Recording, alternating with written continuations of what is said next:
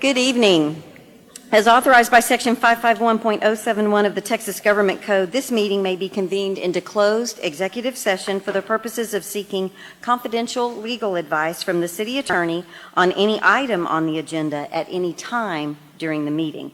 The City of Bastrop reserves the right to reconvene, recess, or realign the regular session or called executive session or order of business at any time prior to adjournment. It is 6:30. I'm calling this meeting to order. We have a full dais tonight. Colin, I'm giving you a heads up. We're going to be jumping all over the place. I'll make sure that everyone at home and in the audience knows that item 5B has been pulled. We will not be discussing item 5B tonight. And for the community support folks, I know some of you were looking for a list. The list is on the staff report in alphabetical order, but because I can, we're going to go in reverse alphabetical order. And there are 12 organizations, so you need to be honing your less than 3-minute presentation that you will make. With that, we are moving to item 2 for the Pledge of Allegiance, and we are honored to have 4 girls that are going to be in 8th grade, and most of them are happy to be here. I would ask the girls to come forward and turn around so everyone can stand up, come forward, turn around. Everyone wants to see your smiley face.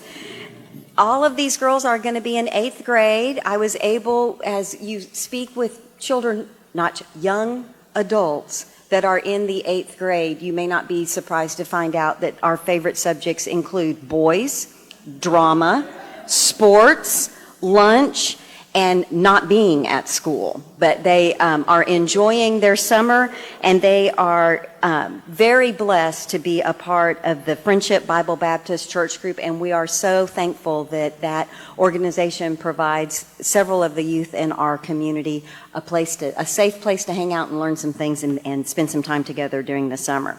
So, audience, if you will please rise, these young ladies are going to lead us in the Pledge of Allegiance. Girls, you can turn around, and we're going to do the United States flag first.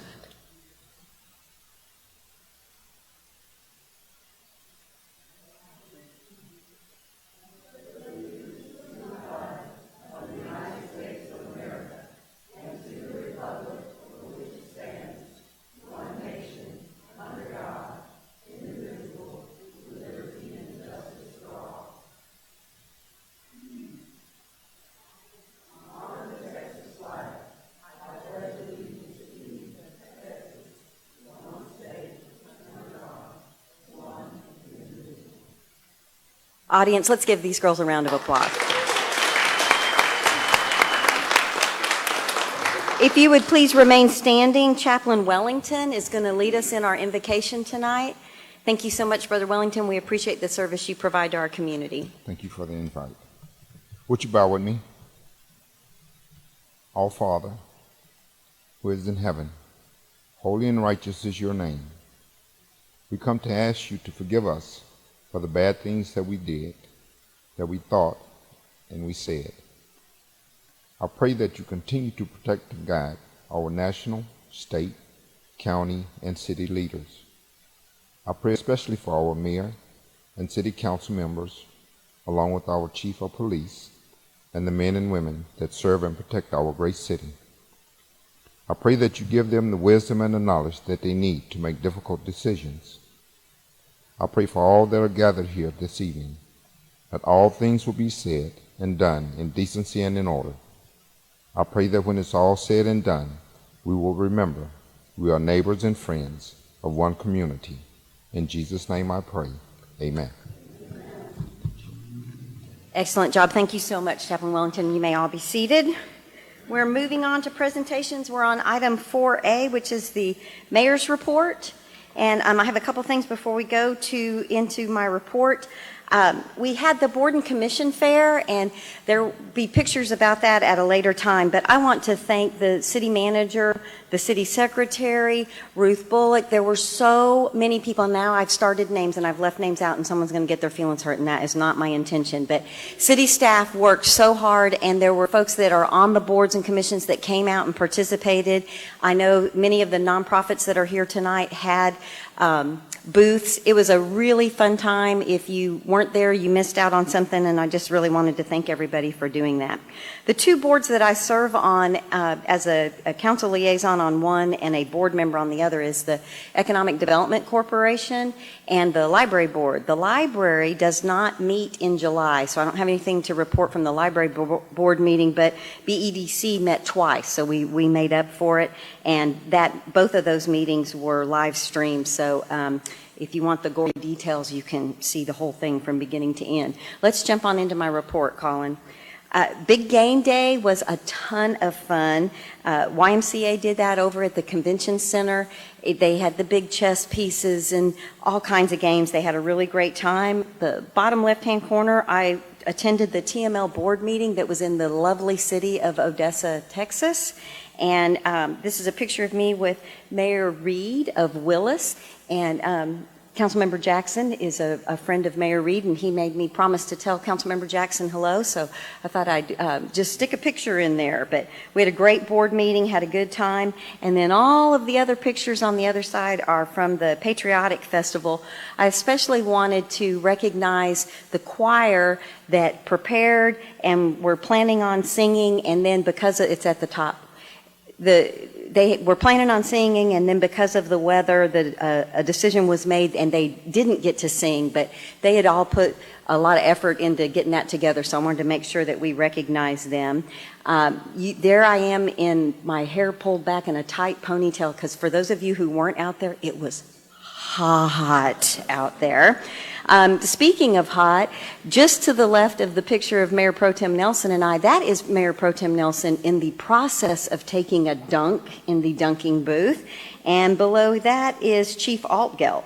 It's important to note that I believe when the tallies came in for BISD, that Chief Altgeld raised the most money. So a round of applause for Chief Altgeld. And the chief said yes, but he knew that Mayor Pro Tem would give him a hard time. The chief was able to dunk Mayor Pro Tem Nelson, and to restore honor to the council, I was able to dunk Chief Altgeld, so that was a lot of fun, held by all. And then to the right is the massive line of people who signed up and couldn't wait to dunk Chief Rosales. So it was, the dunking booth was quite fun. We had a great time at the Patriotic Festival. If you move over to the next slide, I've already mentioned the board and commission fair.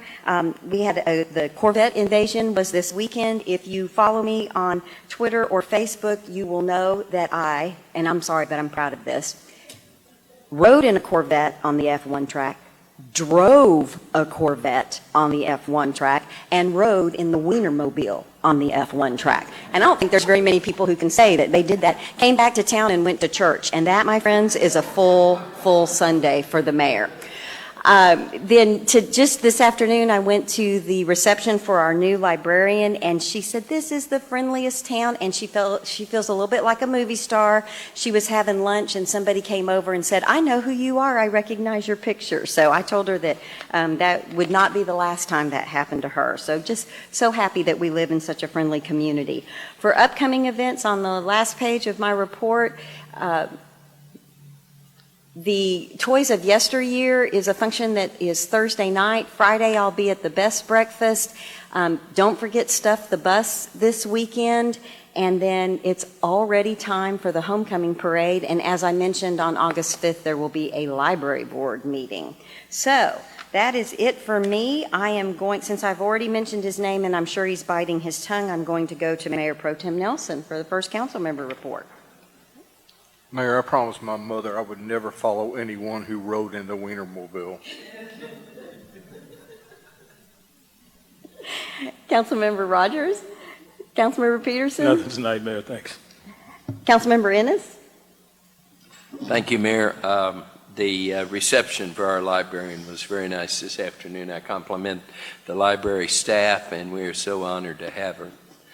On something a little less attractive, I'm sure, for our city manager and our chief of police, I'm getting reports that the chickens are coming back. So I just want to give the CM a heads up. Thank you, Mayor. Thank you. Councilmember Jackson? I just wanted to say that I also went to the librarian's reception. It was very nice this afternoon. I think she's going to definitely be an asset to us here in Bastrop. Corvette invasion was just awesome. I've never seen so many Corvettes in my life, and they were all over the place, and so that was fun. And I got to see Newsies this last weekend at the Opera House, and it was, if you haven't seen it, this is the last weekend coming up. You should go see it. It's really good. But that's all. Great. Thank you, Councilmember Jackson. I should also mention that in the Corvette invasion, both Mayor Pro Tem Nelson and Councilmember Rogers and I all got to ride in the parade, and that was really cool. And I'll talk a little bit about that the next time when we're reporting more on the Corvette invasion. Okay, the next item is also one that is near and dear to my heart. Don't miss me this Oh, time. I'm sorry. I'm so sorry. City Manager. I'm going to bail you out. There are two people I do want to recognize in addition to Ann Franklin on the board and commission fair. Colin Guerrera and Rick Gillitson knocked it out of the park. This trio dared to dream big. We worked really hard to change the energy. We wanted people excited. We wanted people to be able to really appreciate the energy that went with volunteerism, the importance of that. We are still hearing great feedback from that. I believe applications are due the 15th of August. So if you weren't able to attend, you can go to our website. Board and commission applications are available. Please download and return those to our city secretary, Ann Franklin. But hats off to not only the committee that led it, but all of the staff and the boards and commissions that got in costume and really played the part so that everybody had a good time. It was a great evening. Thank you so much. Colin and Rick put so much work into that, and you saw we had a really strong theme, space theme, which was appropriate with what all is going on in our recognizing the 50-year anniversary. There are also blanks of the board and commission applications at the back of the room, so if you're here, you're interested, you should grab an application on your way out. It would be very much appreciated. Now we are going to item 4D, a proclamation of the City Council of the City of Bastrop, Texas, recognizing August 7th as Professional Engineers Day. I am very pleased that we're doing this. I was talking to a couple of the folks from the National Society of Professional Engineers. There are things in your life that you never forget, you know, like your birth date, you say that all the time. For most of us, we can remember our kids' birth dates. Sometimes I can't remember necessarily the date with the right kid, but I do remember the dates. And 65299 is my professional engineering registration number, and there are just numbers that you never, ever forget. So, city engineer, would you like to say anything? Well, I'd like to say mine's 65344. We're not too far off. There you go. Yes, I'm very proud to be here at the city and working here with the people I work with. I'm very proud to be an engineer, a professional engineer that. We have several in the audience I'd like to introduce, if I could just do that real quick. Please. We've got Brian LaFoy here from Kinley Horn. Brian. I've got Trish Smith. She's the Executive Director of the Texas Society of Professional Engineers. Lori Warland, Gisela Andrew, and then Doug Rummel's also here from CBD. Doug. Are there any other engineers out there? So I just wanted to take a second to introduce them and say thank you very much. Great. Let me read the proclamation and I will give it to you and we can share it with everyone. Whereas licensed professional engineers are dedicated to applying scientific knowledge, mathematics, and ingenuity to develop solutions for technical, societal, and commercial problems while holding paramount the public health, safety, and welfare. And whereas licensed professional engineers have made significant contributions on a national and local scale, and whereas the city of Bastrop's economy has grown in part because of its licensed professional engineers are instrumental to our community, Whereas August 7th, 2019 has been declared Professional Engineers Day by the Texas Society of Professional Engineers in conjunction with the National Society of Professional Engineers, an organization founded in 1934 that represents the interests of more than 26,000 licensed professional engineers and those on the path to getting their license, who show the highest level of dedication to their profession in all 50 states and U.S. territories. Now, therefore, I, Connie Schrader, Mayor of the City of Bastrop, do hereby recognize August 7th as Professional Engineers Day. Let's give them a round of applause.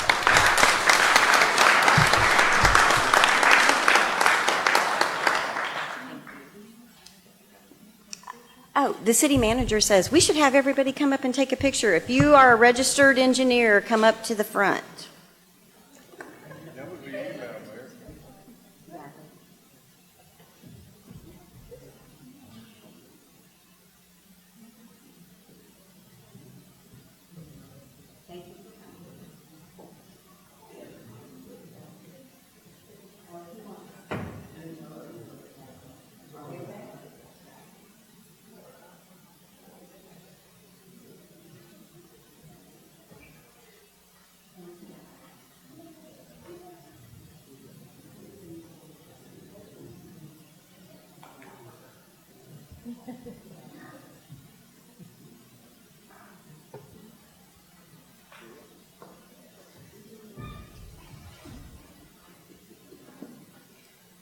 Doug just said, what about Surveyor's Day? If you'll get us the verbiage, we'll recognize those folks too. All right, we're moving on to work session briefing. We are going to do 5A, and after 5A, we are going to do 9B so that some of the engineers in this room can go home before it gets super late. So, Colin, that's a heads up. We're going from 5A to 9B, and then my friend Susan Smith is in the audience, and we will then be going to 6E. All right, we're at 5A, update and discuss regarding the Bastrop Building Block Code, Planning and Zoning Commission's code recommendations, including but not limited to tree preservation and signage. Mr. Jones. Thank you, Mayor. Good evening, Council, City Manager. This is a work session to go over a couple of the Building Bastrop Code elements that we had a work session on with the Planning and Zoning Commission, being tree preservation and signage. So we'll start it off tonight with tree preservation. And these are just the items that we had discussions on when we met with P&Z last time. We talked about creating a heritage tree being a 24-inch caliber tree. We talked about the designation of a tree board, creating a critical root zone, how exemptions would apply to tree preservation globally, no exceptions, etc.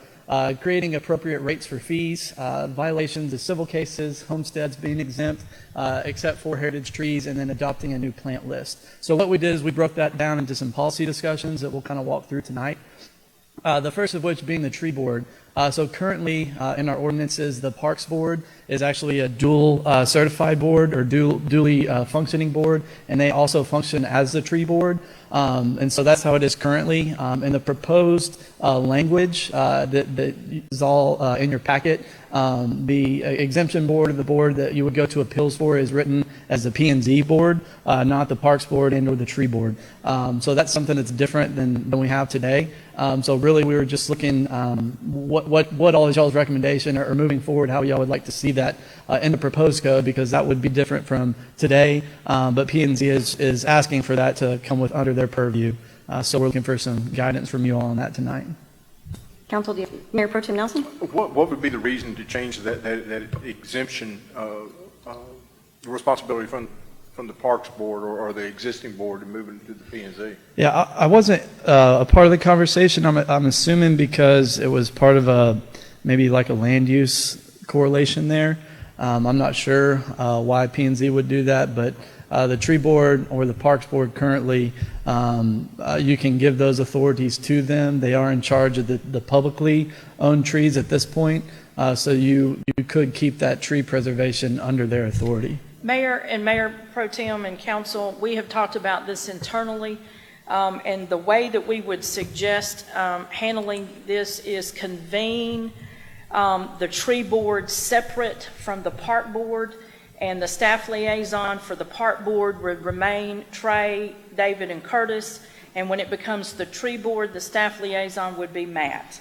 So we would not convene the park board to talk about trees. We would convene the tree board to talk about trees that happens to be the park board, if that makes sense. So I think that it's very important that the distinction of the two boards not be confused and we not blend agendas between park board and tree board. Because the staff liaison that would manage those really do need to be different. Because when the tree board convenes, it would be in the context of a development-related item relative to trees, not to be confused with the park and recreational programming of the park board. So we could very easily manage the same board differently depending on the functions and how we post the agendas, so that the tree board is not confused in a park board agenda. Just by way of history, the park board became the tree board when we became a Tree City USA. So there are, to this point, the tree function has been limited to the Tree USA, but could very easily be separated and managed accordingly. No, go ahead. I think it's good for consistency that we maintain that the ownership of that responsibility with the tree board is existing. I don't think there's been anything very onerous that's been presented to them, and this will allow them to bring their expertise to the fore on that. I'd like to hear from Councilman Jackson, who is the liaison with that, see what his thoughts are on that. Well, I was just about to chime in because as the new liaison, I feel the same way. I feel like since it's with parks and trees are very prevalent in parks, even if we are a tree city, I think that would be, I see the way that we can have, the tree board meeting separately from the parks, call it the tree board when it's on an issue like this and call it the parks board at other times. But I think the responsibility should definitely remain with that entity. Councilmember Ennis? I agree. I would think that P&Z probably wouldn't want some of the issues that arrive from tree governance that have arisen in the past. And one thing I'd like to pose to, I guess, the city manager, is it necessary to consider the tree part of this ordinance at the same time we're developing the codes from a standpoint that historically these kind of issues that revolve around trees can be very contentious, and we don't want to sink the flotilla because of one ship, and it's my experience that can very easily happen. We serve at the pleasure of whatever council wants to do. The reason the trees came up was because of the environmental or geographically sensitive piece of your purpose statement. And our concern is particularly in the Lost Pines area, that if we had some folks come in and want to build a subdivision and took out the pine trees in the Lost Pines area, that could be particularly devastating given the fire and the fact that there are limited places beyond East Texas where those trees are. But whenever y'all choose to deal with it is certainly your decision, but that's the reason for it. When we had a joint meeting, this was one of those things that you asked P&Z to look at. They have. We're bringing it back. But whenever you choose to look at it, it is certainly your choice. I have no argument with the overall concept. My concern is having it combined with our development codes so that one is contingent on the other. But I'll bow to the will of the council if they don't have the same thought process that I do. I'd like to make one comment, and then council, unless there's a council member that would like to speak specifically to that. I had some of the same fears that Councilmember Ennis did and spent some time really diving through the ordinance that was included in the packet, and I thought that the exemptions really cleared up what caused so many problems the 10 years ago, because it is truly going forward. And right off the bat, one of the exemptions is if it's less than half an acre, the ordinance just doesn't even apply. So before, it had been, you mean I'm living in my house on my lot, and now you're suddenly going to you think you're going to tell me whether or not I can trim my hackberry off the fence, and I know that's a trash tree, and that's why I said it. But that is not what this ordinance does. And it's, if I'm reading it correctly, it also, we've got some folks in the audience that are well on their way of a development. They are exempted from it.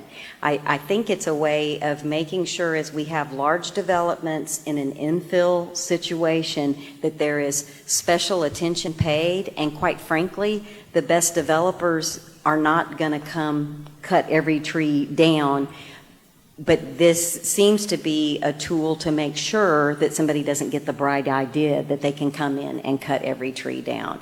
So the way that I read the exemptions with the less than 1 acre single-family residential, and with the DBH of 28, is it 28 or 24 is 24? what they're proposing as a heritage trees. The 24. heritage trees for the community seem like, whether that's on private property or not, I think we all have an agreement that we would like to protect those heritage trees.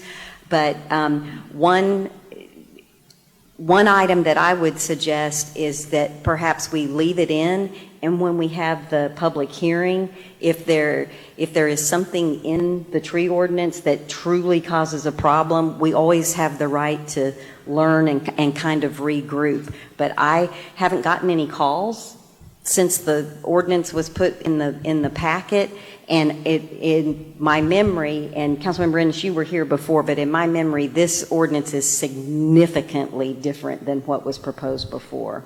It is. I just wanted us to talk about it so we were all on the same page and same understanding. And thank you for the explanation. Mayor Pro Tem Nelson? I think our commitment to approaching this holistically mandates we put something about our trees in there. And we have the ability in a year when we go back to review these things to make the substantive changes if need be. I think having it there as I hate to use this word, but as a placeholder allows us to move forward knowing that we're recognizing that trees are an integral part of our community. Councilmember Peterson, Councilmember Rogers, any comments you want to share? Got it. Okay. Councilmember Jackson? No, I was just going to concur about keeping it with the Parks Board and the Tree Board. And as I mentioned at our previous discussion when we talked about this earlier, remind people that parts of the city that have property owners associations also have tree regulations and things too, and just so that we need to be aware of those, because there are certain stipulations also with the POAs that also restrict the destruction and removal of trees and things as well. Mayor, I want to go back and reiterate something that Mayor Pro Tem Nelson said that I think is really important and huge, and that is the annual review of this process. The way we'll be establishing a calendar is that at on the agenda for May for planning and zoning, they will offer recommendations for council review for looking at all of the codes, what has worked, what has not. And we will do a standing joint P&Z council meeting at the end of June, and that's after the election, so that P&Z can then pass off to council their findings. Council can then provide some perspective direction to staff. If we need to put some things in the budget, we can. If we need to make amendments, we can. But that way, these codes never become stale. They never become out of sync, and they're always meeting the commitment to fiscal sustainability that y'all have worked so hard to put in. And I think that's a great point that Mayor Pro Tem Nelson made. I would just like to clarify that we may need to invite the tree board to that meeting to get that review if P&Z doesn't have that responsibility. Councilmember Ennis? I have one other concern. In many of our other ordinances, I shouldn't say many, in some of our other ordinances, we have a due process that if the recommendation, if the decision by the board is not acceptable to the applicant, that it can be appealed to council. Is that going to be the case? I didn't find it, but I may have overlooked it. No, I It believe sounded like, way I read it was it's staff, and then you can appeal to P and Z. you can appeal to P&Z, so that alternative tree preservation plan, how it's written would go to P&Z, how you all would like to propose it would go to the tree board. However, boards are not elected. Yes, and Yeah. so Councilmember Ennis is making a great, and I'm so glad you said that. That was one of my notes. Whether it's the tree board or P and Z, it needs to be that if they should have an ability to come to council, they don't Okay. like the answer. Because they're coming anyway. We might as well write it in there. Are you guys okay with that? Thank you, Mayor. Okay, did we get everybody's notes on trees? Okay, check on trees. Is it anything, oh, well, maybe not not. check Are you on done? trees. Because this is not in our packet, right? You added that slide? Some of them were, but based on the Just seeing if we're turnaround, paying attention. paying attention All plus right. the turnaround time to get it get it out, I understand. had to add some stuff after the date. So my apologies for that. No problem. I just. So no, I'm not done yet. The exemptions was one thing we talked about. In the current draft, as the mayor stated, anything that's 1 acre less, or 1 acre or greater, that's single family or less, 1 acre or less is exempted in the proposed draft. It also exempts utilities, governments, certain capital projects, right-of-way, things of that. Also in there is like a nursery, so if your business is growing trees and harvesting trees, you're exempted. And then dangerous or diseased trees, all of those things are in there as being exemptions. The P&Z is making recommendations, yes, Mayor? No, I'll let you finish the exemptions and then I'll ask my. Yeah, so the P&Z is recommending that instead of the 1 acre or less, it's just homesteaded properties. So it doesn't matter your lot size, as long as you are a homesteaded property, that you would be exempt. And then that also the exemptions apply universally. So they're not recommending that governments, city, state, capital improvement projects, right-of-ways, and things like that be allowed to get exemptions from tree preservation. We've had some preliminary talks with our city attorney. We're not sure that that's the best footing to go for legal ground, but I'm sure we can have more discussions on that if you'd like between you all and your city attorney. Shockingly, I have an opinion, but does anybody else want to make a comment first? Well, I don't think we should make any rules that where the city is exempt from. That's not fair. I mean, if it's not good enough for them, why should it be good enough? Matt, I don't think it's us that's the problem. It's TxDOT specifically you're referring to, is it not? TxDOT is one, the railroad is another. It's just They're not going to listen to us anyway. I was going to say, Right. you're not going to make the So railroad it- do anything. exactly. The So one it- that stood out to me, Councilmember Rogers hit the nail on the head. I am very critical of state making rules for municipalities and exempting themselves. And when I read that our own capital improvement projects would be exempt, I was like, what up with that? So I personally think if we're making rules, we should follow our own rules. Any, Mayor Pro Tem Nelson? Yeah, our folks on P and Z had a very robust discussion on that very issue. Yes, they that did. we should not, the city should not exempt itself from its own rules just for convenience. So, thank you. Yay. Once again, council in agreement with planning and zoning. Does that make sense, Matt? Does that make, Aaron, are you all right with that? Don't take on the entities that we can't win anyway, but follow our own rules? Right. Okay. And then on the exemption, so as you read it in your draft, it would be properties of less than 1 acre. Are you okay with the recommendation that now reads homesteads?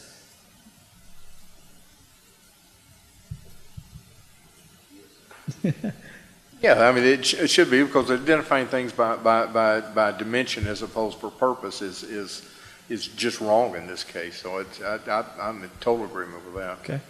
I think it's important that we're on that slippery slope of, it's a workshop, we're not voting, but. We're just trying to get some- But you're trying yes. to make sure you're presenting you are- something you as are clean not- as you can. right, So we're I trying don't to- want to mislead the Right. audience or the folks at home. We're trying to get a feel for it so there's less editing and corrections Just when we do direction vote to on staff it. so we can bring as good a clean document before you for approval. Councilmember Ennis?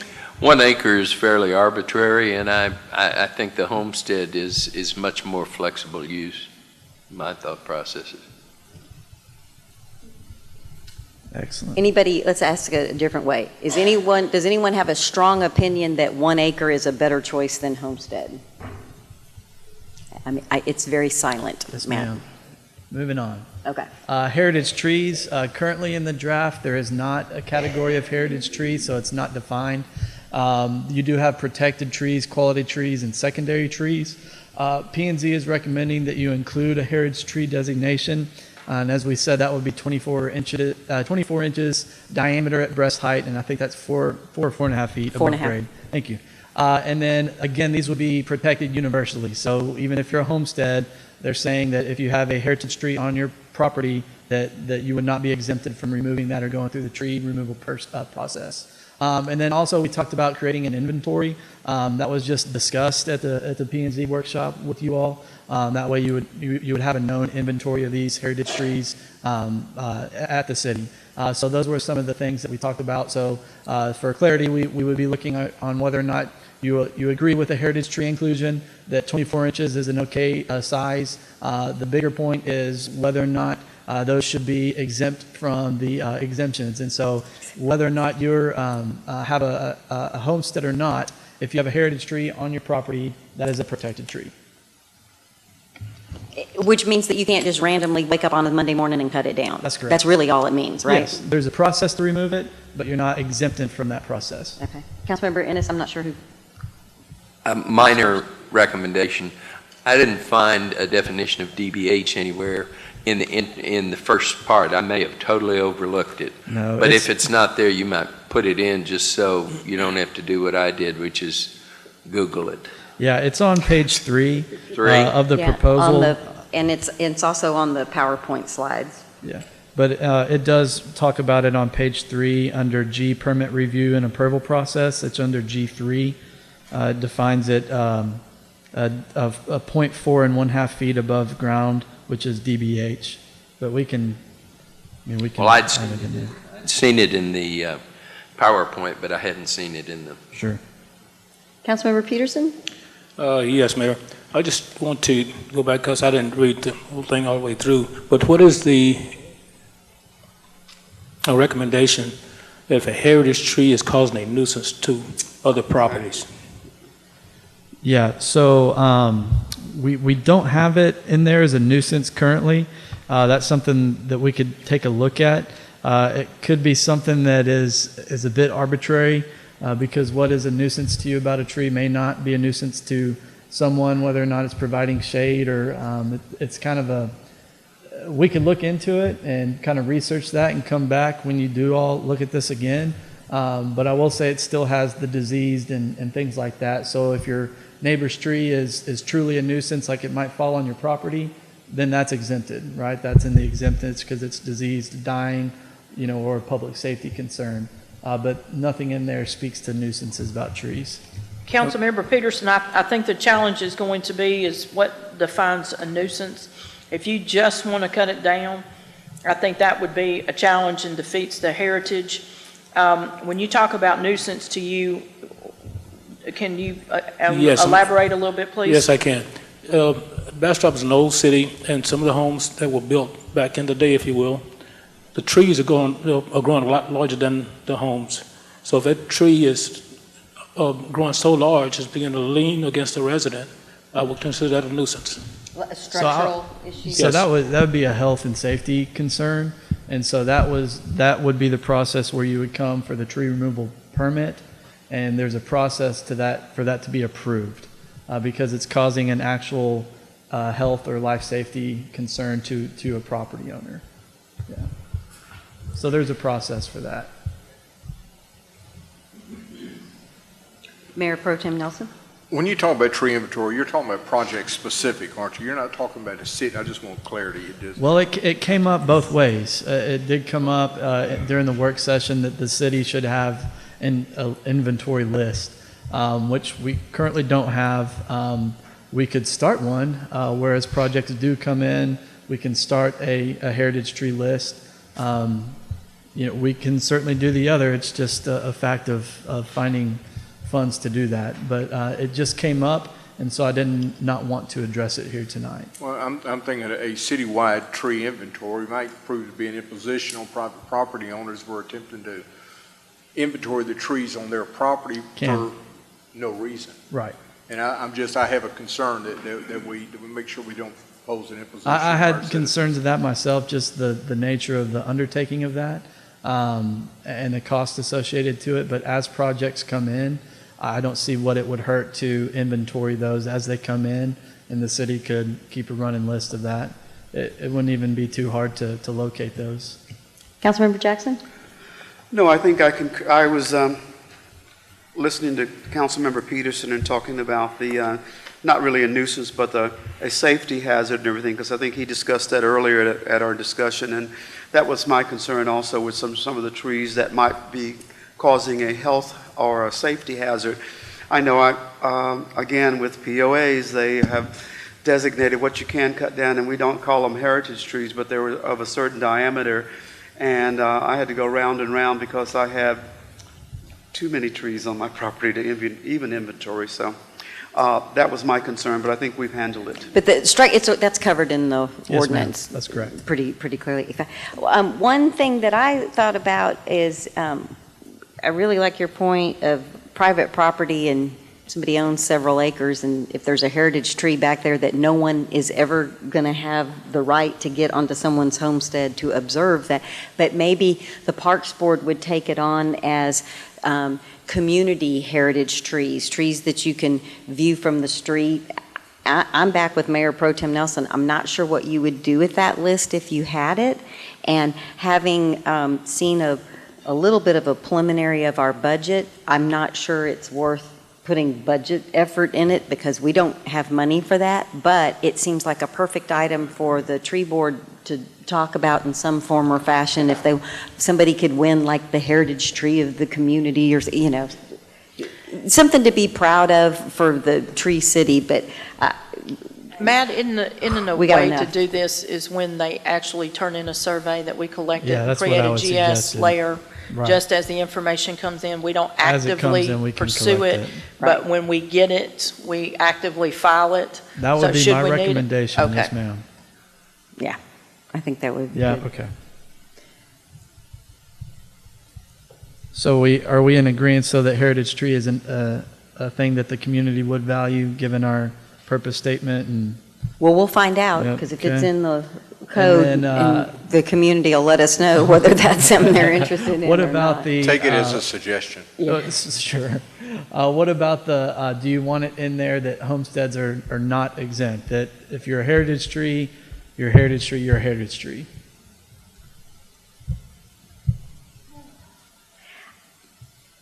Don't everybody key their mics at once.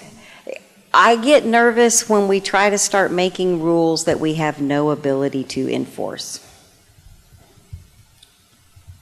So But we'll talk I about understand that. if you're protecting them, but you're not protecting them, then, because we probably don't have that many heritage trees in public right-of-way. The majority of them are going to be on private property on homesteads, correct? That was going to be my comment. If you're only going to protect them in the public, there's not really a point of having a heritage tree. This is, and I appreciate it's bureaucratic, but heritage trees 24 inches or greater in diameter have taken a long time to get here. And it's just an opportunity to pause and say, are we reacting, or are we preserving something that makes our community special? And so it's a process, and clearly appealing it to council. I can foresee that if it's capricious and arbitrary, it'll be standing room only, and we'll all decide that tree probably needs to go away. Mm-hmm. But if you don't have something like this, then it makes it very easy when infill development comes in to cut down the tree and put a little 4-inch caliber something out there, and we've traded an amazing specimen for something that will take hundreds of years to replace. And it is a difficult thing, but when we stop and think about the things that make us geographically sensitive, trees, it's in our logo at the bottom of that slide. I mean, trees Heart are of what, Lost Pines. That's right, that's what we're about. So it's worth pausing over. Councilmember Rogers? Well, I think we should protect them even if they are. I mean, at one point, they're still even vital to the city, they're vital to the earth, they're vital. I mean, they can always come to the council and plead their case if they need to remove it for some reason. But they've been, took them longer to get that big than it did any of us here. So I think it's worth protecting. Councilmember Ennis? As a counterpoint, I don't know very many people who live on existing lots that have beautiful big old trees that are going to want to cut them down from the standpoint that they provide a tremendous insulation from our baking sun at this time of year. I can see where we do not want to lose heritage trees in development. I would love to put it universally, but this is the kind of thing that's going to cause us problems. So I will counter your counterpoint. It's not the folks that live here in the house that have lived here for a long time or even a short time that have bought a single house that might possibly do it. It's the third generation who inherit the property, don't live here, sell it. We now have an ordinance that allows additional dwelling units, and somebody shows them a site plan and wipes it out because they can, and it can be an unintended consequence, and the process could keep that from happening. I stand corrected. No, just counterpointed. That's the. Sometimes it happens, you know. So, Matt, to me, whether you put it in or not, sounds like we're going to talk about it again before we vote. Councilmember Peterson? I think we will talk about it again because most people, even the younger people, know that nice trees bring value to your properties. So that's one thing we need to really consider. Absolutely, absolutely. Mayor Pro Tem Nelson, you pondering? Well, I am. I think that and my feeling is our default should be to preserve the heritage trees and have a mechanism in there to ask for a waiver, as opposed to not having a heritage tree protection in there, then asking for a waiver to retain the tree doesn't make sense. You can't undo what's been undone, so can't do what's been undone. So that should be clear as mud, and we look forward to you bringing us back something to vote on. The next item on here, the proposed draft that you have, does not have any remedies if you violate it. I was going to ask you that. Yeah. So P&Z recommended that we do something about that. They wanted to add fees, appropriate fees for violations. They did have some lengthy conversations about, the fee needs to essentially outweigh the crime. If it's a $200 fee to cut down a 30-inch post oak, and it costs them $2,000 to mitigate it, they'll just pay the fee all day long. So there needs to be some future discussions in there about what's appropriate for that fee, but they want to recommend putting fees in there and then also treating them as a civil case. I've spoken with our legal team, and that shouldn't be an issue as far as that goes, and so that just allows a little bit more teeth in the ordinance, if you will. So as far as violations, they did want to include some of that to help put some teeth to the ordinance. So I'm sure that council could help give us some recommendations, because if the fees are ridiculous, we can't enforce them. If they're too small, right, there's a sweet spot, I would think. Typically, you can have a penalty of $2,000 for anything out of criminal penalty. $2,000 cost of the insurance. Civil remedies, including injunctions and stop work orders. Obviously, if this is about cutting down a tree and you're trying to keep people from cutting down a tree, some type of injunction might be your better stick, if you will, or hammer if needed. You might also look at some type of administrative action, for example, withholding other permits, or other actions, if that's necessary to address this particular issue. I've seen all of those utilized in other tree ordinances, in cities in the Central Texas area, and so they might be good tools to add to this one. It feels like the desire is to come to a solution, right? So that's the purpose of the fine and that type of thing. Okay. Council, any other comments on fees or fines or? Okay. Okay, excellent. I think now I'm done with trees. Yay, done with trees. Next, we'll move to signage, which was the other thing that you all asked to take a look at. So again, these were your recommendation or the discussions we had, making P&Z the sign variance authority. No pylons or pole signs, neons as an approved material. The visibility triangle came up. Maximum height is 35 foot for signs, not to exceed the height in the district. Leak monument sign material and architectural style to the primary building. and then lower the threshold when signs are damaged to lesser than 60% for them to be able to rebuild them. So any non-conforming sign, they talked about that. So rolling that into policy, we took a look at sign pollution. This is, of course, what you're trying to avoid in situations.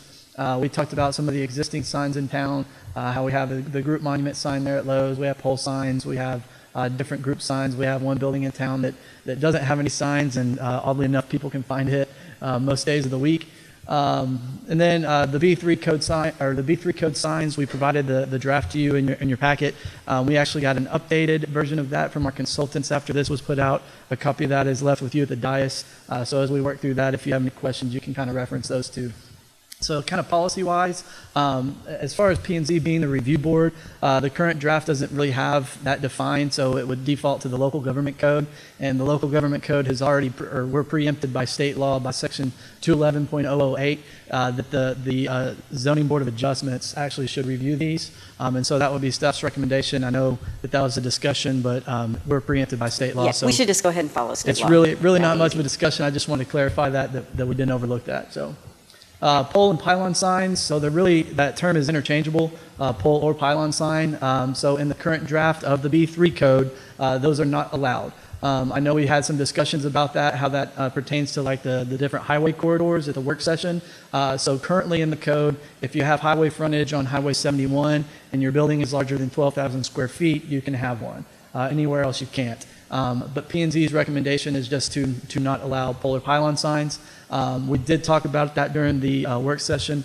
City Manager Humble pointed out the Highway 71 character district. My only suggestion to that would be create some type of corridor, because all of 71 is not the highway corridor district. So if you look at some type of corridor similarly to what we do today, and or the frontage, that would be one thing to consider. Mayor and council, and I'm going to speak on behalf of staff at this point. Anytime you take something that somebody else has and now tell me I can't have it, it becomes a problem. Makes the phone ring. All day, every day. And so my only comment to you is if you don't want pylon signs, please don't want pylon signs when you're standing at the podium screaming at you. If you're going to give it to them, go ahead and put it in here. It will just take the bat beating to a minimum, because everybody that now can't do it, they will walk up and down 71 and they will bring a list to staff. Well, so-and-so has one, so-and-so has one, so-and-so has one. You're killing my business. And it's one of those things that sometimes when you're developed and there's an awful lot of them there, it's very difficult to decide not to do something. So whatever you do, I would just ask for you to be willing to do it to the very end, with them standing there in a public meeting, pounding on the podium, telling you they're not voting for you. Be willing to stand up for that, because if not, let's just not go there. There are very few things I will say about that in public, but this is one from my own personal experience. Signs are very personal. It's a way of people's making a living. That signs how they get people off the street. It's personal, and they're passionate about it. And it's just not going to go well if you tell them no. One quick question. How many Yes. do we have that are over 35 feet? That's a good question. I don't know the answer to that. It's several. There's some in this PowerPoint that are above. I think Bucky's is 70 foot. Yeah. I think the one at Burleson Crossing is about If you 48 could know that foot. by the time, that would be helpful, because to me, that's the next thing, is the height. Okay, I saw lots of lights go on at once, so I'm going to start. Ladies first, Councilmember Rogers. All right, well, I think 71 should have pole signs. I mean, they're going 70, 80 miles an hour. Sorry, the city manager probably going 100 miles an hour. I've rode with her. So, I mean, and it is true. I mean, I'm going to want what Lyle gets. If Lyle gets a good Koshi seat, I want a good Koshi seat. And the business that you put up there that doesn't have a sign, those people wouldn't be lined up if the government didn't make them go find DPS. So, and they all come into the shack and ask, where's DPS? How many people come into the shirt shack and say, so where's DPS? Oh, it's across the street from the shack. So apparently the signs work. So but on the other thing on the pole signs is that I think not 35 feet, the people, they don't have to be as big as 71, but you have made 95 a commercial and you're wanting commercial there. And I think if you don't allow them to have some sort of pole sign on 95, it's not going to be fair. You're going to get a fight again. So, because there are already some pole signs. And so I'll leave the rest of my comments to get to that point. Okay.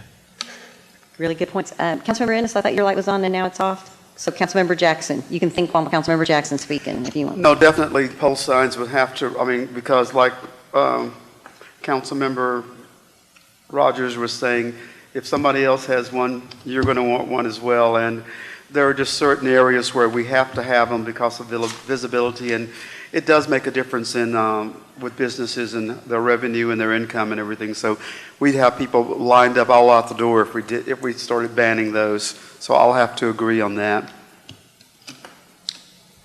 Councilmember Ennis. I prefer to leave them on 71, but not on 95. Because 95 still isn't developed out as much as 71. Councilmember Rogers will encourage you to drive between Chestnut and 71 and realize that that's 95 and come back and visit with her again. All right. All right. I do think if we're going to do a district, we might talk about boundaries, because I'm thinking of the up past Tahitian and some of those really nice pines. There's going to be a point that maybe you don't want pole signs to go forever, but I also know as soon as you draw a line 2 inches over the line, somebody's mad. So I just thought I'd throw that tar baby out. Councilmember Rogers? The other thing about pole signs, I didn't know if it was legally able, but you do have some businesses that go out. Is there a way to make them take their sign down, that big pole down, if they're not going to be? Yes, ma'am. You can specify that once a business is closed for a period of time, that they have to take it down, and if not, it becomes an enforcement action for which we can. They're just not, they're unsightly when they just are the frame of something that you know is gone. In relationship to the comment about where on 71, just remember that a lot of 71 is going to be under construction between now and 2025, that from 95 all the way to 130, all of those intersections are going to be improved, starting with our very own service roads being put in along the Colorado River. So 71 today will not look like 71 does in the next few years, and it will function as an interstate. And they'll want pole signs. And they'll want pole signs, that's exactly right. So not to have to revisit this, my suggestion would be from city limit to city limit, and we'd be very clear on what constitutes the 71 corridor and the distance from 71, but if not, I think you'll be visiting this almost on an annual basis. Just for a reminder, and it may be a correction, but in my mind, these sign codes were also in our statutory ETJ, are That's they not? correct. Okay, so it's statutory, so that would be 1 mile past city limits? Yes. Okay. Okay. Matt, right. anything else? Okay. Yes, a couple more. Neon, they talked about it. Our current code doesn't address materials. House Bill 2439 that y'all are familiar with actually prohibits that says that we can't regulate materials, but it only specifies residential or commercial buildings. So a sign is a structure that we can enforce. Interestingly enough, though, if we can't enforce a building material by taking the P&Z recommendation, I'm not saying one way or the other, but if we can't enforce a building material and somebody builds a sheet metal building, for instance, if you have it in your code, I'm getting ahead of myself. I'm so sorry. So 2439, we can still regulate it with the neon. P&Z's recommending that it is a allowable material. Sorry. Okay, and so Mayor Pro Tem Nelson, you may have heard, looking at the pictures, I think it's back to the conversation we just had. There are already several places in town, and if we suddenly said you're not allowed to do it, then it's going to cause, is that sort of how the conversation went, of how they got to allowing neon? Yeah, I think it just came up, so we just clarified it. That there's already neon out there. That neon actually emits less light than you might think of some of the other newer lighting fixtures, and so really for them it was a non-issue. It was a non-issue. It was unanimous. Council, anybody got an issue with neon? A question. Yes. Does that also include signage, message boards type signing? You know, LED? the LED signs that are out there? Which part? The neon? Well, the neon, I mean, I'm looking at a message board that says, you know, Tuesday night special or something to that effect. The flashes and the flashes. yeah. So there's language in the proposed ordinance that kind of regulates that type of sign. So it would speak to that, but it would not prohibit it at that point. So if you didn't want it used as part of that, you could take that off. But I've seen it where that came up, but then like Krispy Kreme, they have the hot donuts now, and they wouldn't be allowed to do that. So it's kind of, I don't know. I'm thinking we're having two different conversations. Are you talking about the electronic messaging that if you drive down the street, there's a message and it changes every so many seconds? No, I'm probably referencing more what Mr. Jones just said about Okay. the sign, the Get Hot Donuts Now. Just that it changes the neon aspect of it from one shape to another, so because of a special intermittent message, more so than digital readouts. Yeah. Because that is addressed, but Yes. it could be used how you're talking about it. Councilmember Ennis? I want to make sure, I'll just throw this out there. In all of this conversation, I want us to remember that we undertook the rewriting of these codes to ensure that Bastrop remains authentically Bastrop, geographically sensitive, environmentally, I can't remember the exact wording, but just because we've done something. Fiscally sustainable was the other There we important go. Just because we have done something as a city in the past, I venture that doesn't mean that we need to ensure that it continues to be done in the future. And I just wanted to throw that out. And I agree with that. I don't think we can mandate that people need to remove the existing signs there. I think that what we're trying to do is manage the signs as they come about and the businesses expand or come on site. I think one of the things we need to remember in this entire thought process is a highway is not always just a highway. The highway designation 95 as opposed to the highway designation of a certain portion of 71 is substantially different when you have a divided four-lane highway with feeder roads and the appropriate right-of-way that is assigned to those as opposed to a two-lane center turn lane Highway 95. And I think that from a safety standpoint, I think the type of signage that's out there is going to be of paramount importance also. Councilmember Peterson? Excuse me. Yes, Matt, I just want to run this by you because you probably addressed it already. But how about overhead lighting for some of these signs? Did we address that? Excuse me, how the signs are going to be lit? Yeah, I think actually any freestanding sign is required to be externally lit with the downward facing is how it's currently drafted, if I'm not mistaken. The reason I'm asking, in the winter months, I've got a night light all night long. I'm not going to call any business's name, but it's a night light in the winter months. So freestanding signs, as it's written, may only be externally illuminating. Lighting shall be directed down toward the sign and shielded so that it does not shine directly onto the right-of-way. Are you reading from this that you gave us? Yes, ma'am, the proposed draft you code. Tell him what page so he can. 6 of 28. Thank you. It is B, freestanding signs, BC, illumination.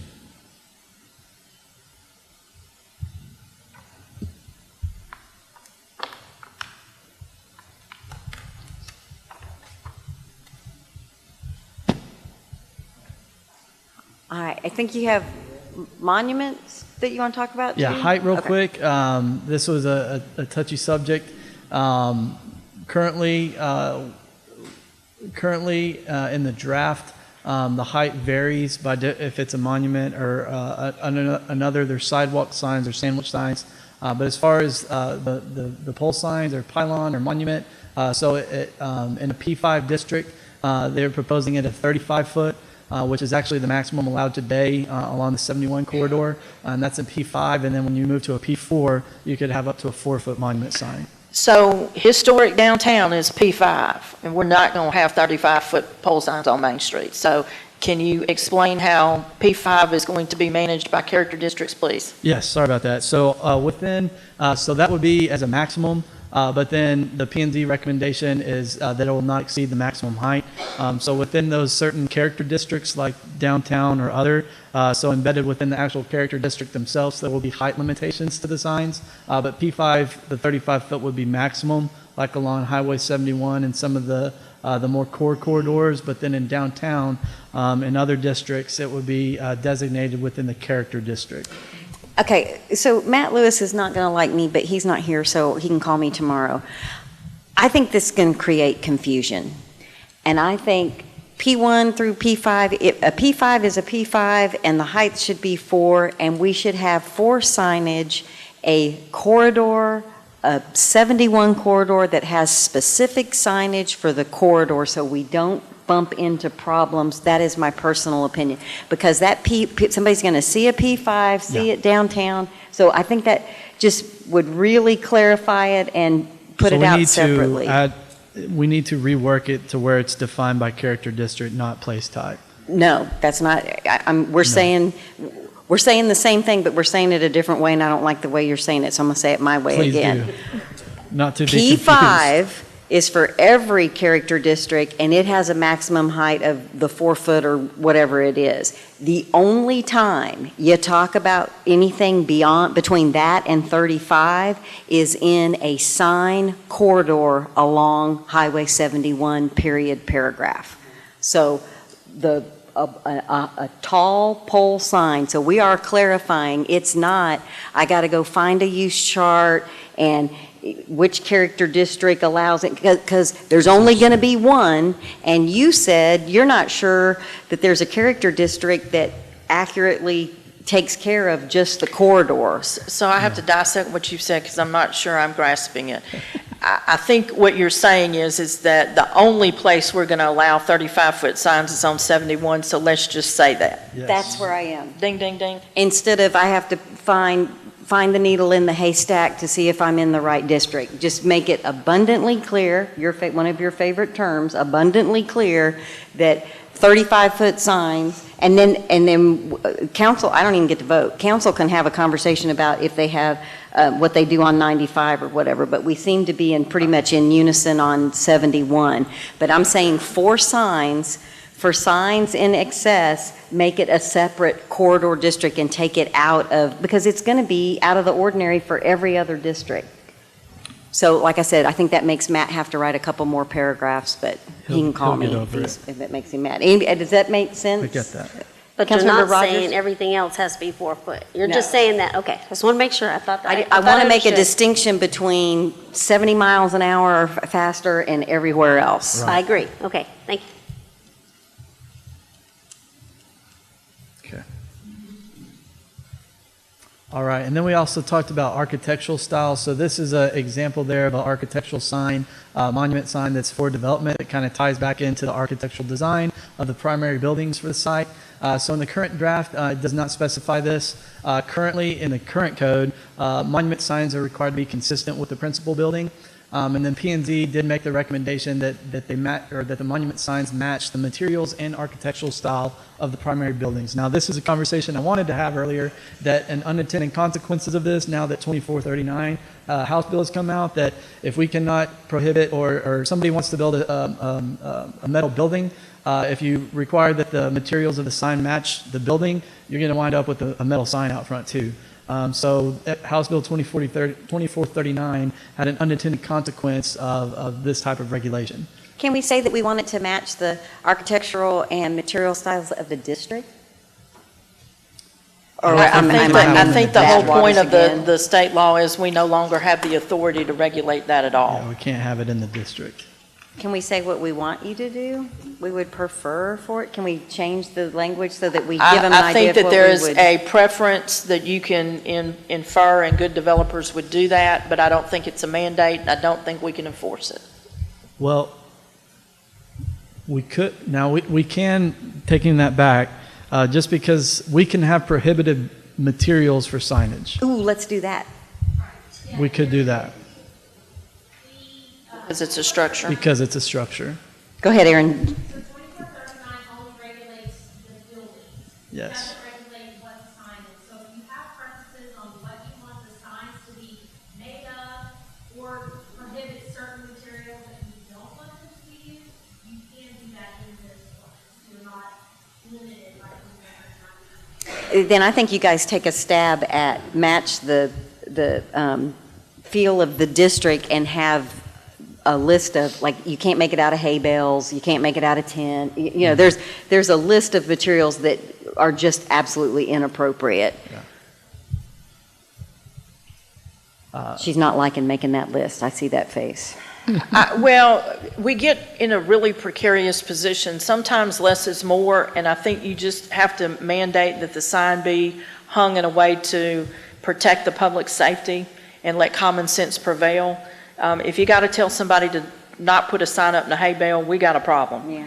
And so I'm concerned that we not have unintended consequences by taking an unintended journey. And the intent here is it just needs to be safe. It needs to sustain 70, 80 mile an hour winds. And we just hang our hat on public safety, which is where we have the authority to regulate, and we stick to it. And we just encourage that the architectural feel be replicated in the sign, and most good developers would do that anyway. And they need to turn in what the material is going to be with the Oh, yeah, sign they still permit, have to so we pull know if we're permits, getting right. into a big mess. Councilmember Rogers, sorry. Okay, I guess what my issue with this whole sign thing is most of the pictures that you've shown up here are big developments that have come to town, and they've got the money to make this big thing. But if you have just this local shop there and you're expecting them to, I have a problem with the monument sign, which you're expecting all this masonry and stuff at the bottom. You know, these poor people put $5,000 to start a business, and then the sign out front's going to cost them $6,000 just to get the masonry. Well, that's kind of defeating the purpose of some of your smaller businesses that are starting. For instance, the sign that we have, it's a wonderful sign, I have no problems with it, that's across the street for the Visit Bastrop. I mean, that's a quaint little sign. It's just up on two little 4x4s. It's a gorgeous sign. There's nothing wrong with it, but it's not a monument sign that has the base at the bottom. So I don't see there's a problem with not having a monument sign. So, I mean, right now we're regulating, it has to be a monument sign. Is that right? That's what P&Z's recommendation is, yes. But I'm just saying, you're going to be not everybody's a huge, big development that has $5 million to go put a statue out there. Right. So I think we need to remember, we're not always talking to Walmart. Sure. Councilmember Peterson, were you reaching for a mic? Councilmember Jackson? I think I mentioned at the last time we were talking about the monument signs. I don't know if we're coming back. Are we coming back to monuments, or it's kind of mixed in? It's kind of being mixed in. This is just an architectural example of how it was tied in. We've talked about pylons allowed, pylons not allowed. So it's kind of been intermittent. Okay. Because I still have a concern about monument signs. As I mentioned at the last meeting, there are some signs that are in existence now, and I want to make sure in the future that these don't block intersections. I mean, Yeah. not just because, as I said, I drive a smart car and I can't see over the signs when I come out and I'm almost in the middle of the street, Sure. which I could get hit for trying to, turn. But some of those signs are definitely obstructing the traffic flow, and I don't know that we've looked into that as much in the past as we really need to in the future. I don't want to go back and have to move those signs, but they are hazardous. And Right.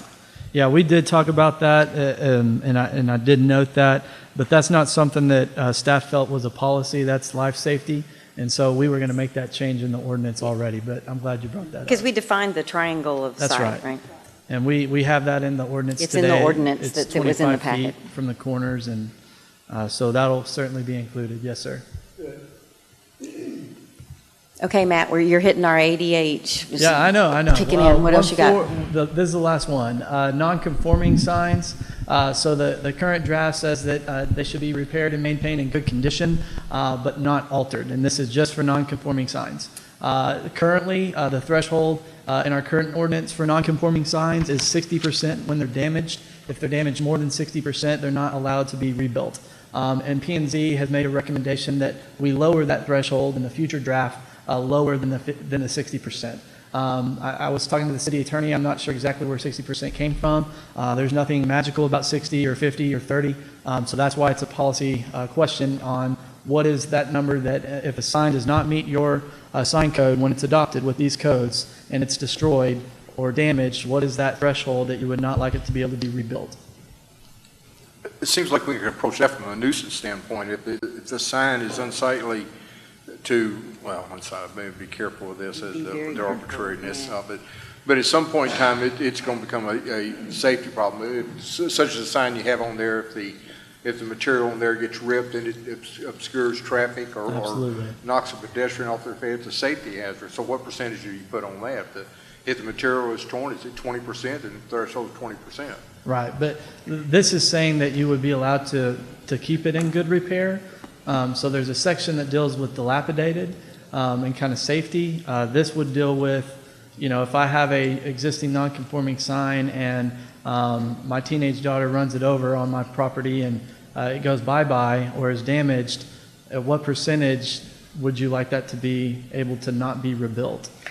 Or do you care? So the key to this conversation goes back to the conversation I brought up just a minute ago, and that is it's money and it's advertising and it's a way to live. And so at 60%, that's a lot of damage to the sign.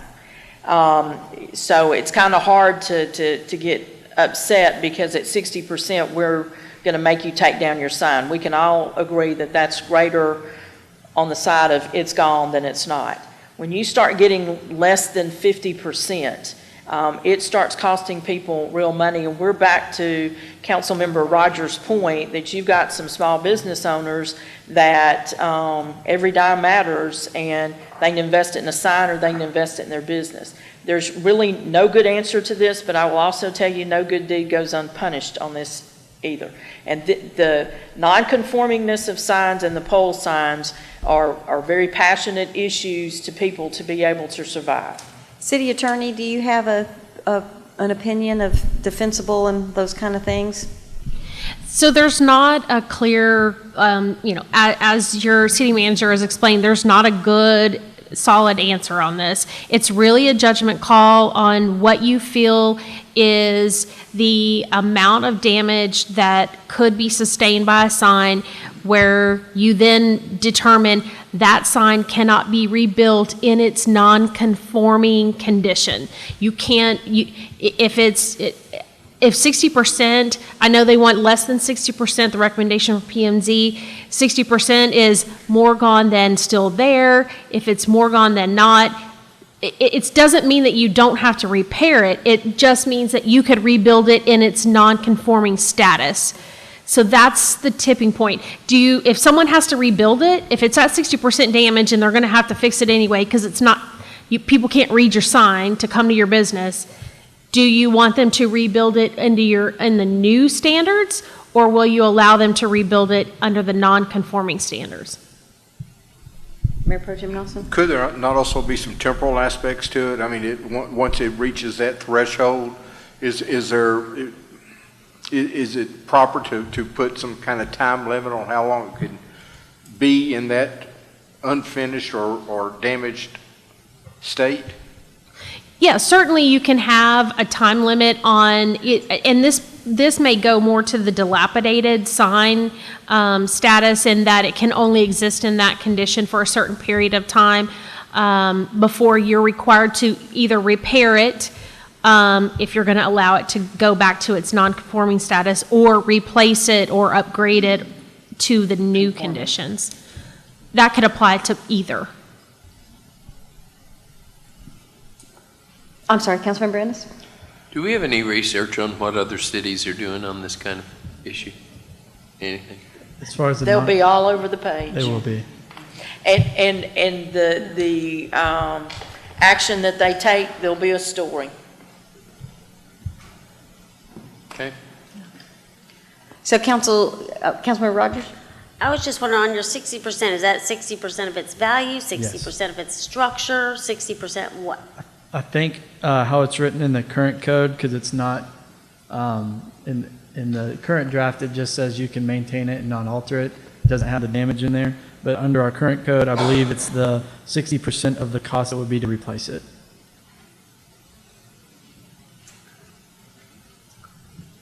Council, I'm going to make the suggestion that Mr. Jones leave as is, and you guys visit with some friends, look at other things, because it's not final till it's final and we vote on it.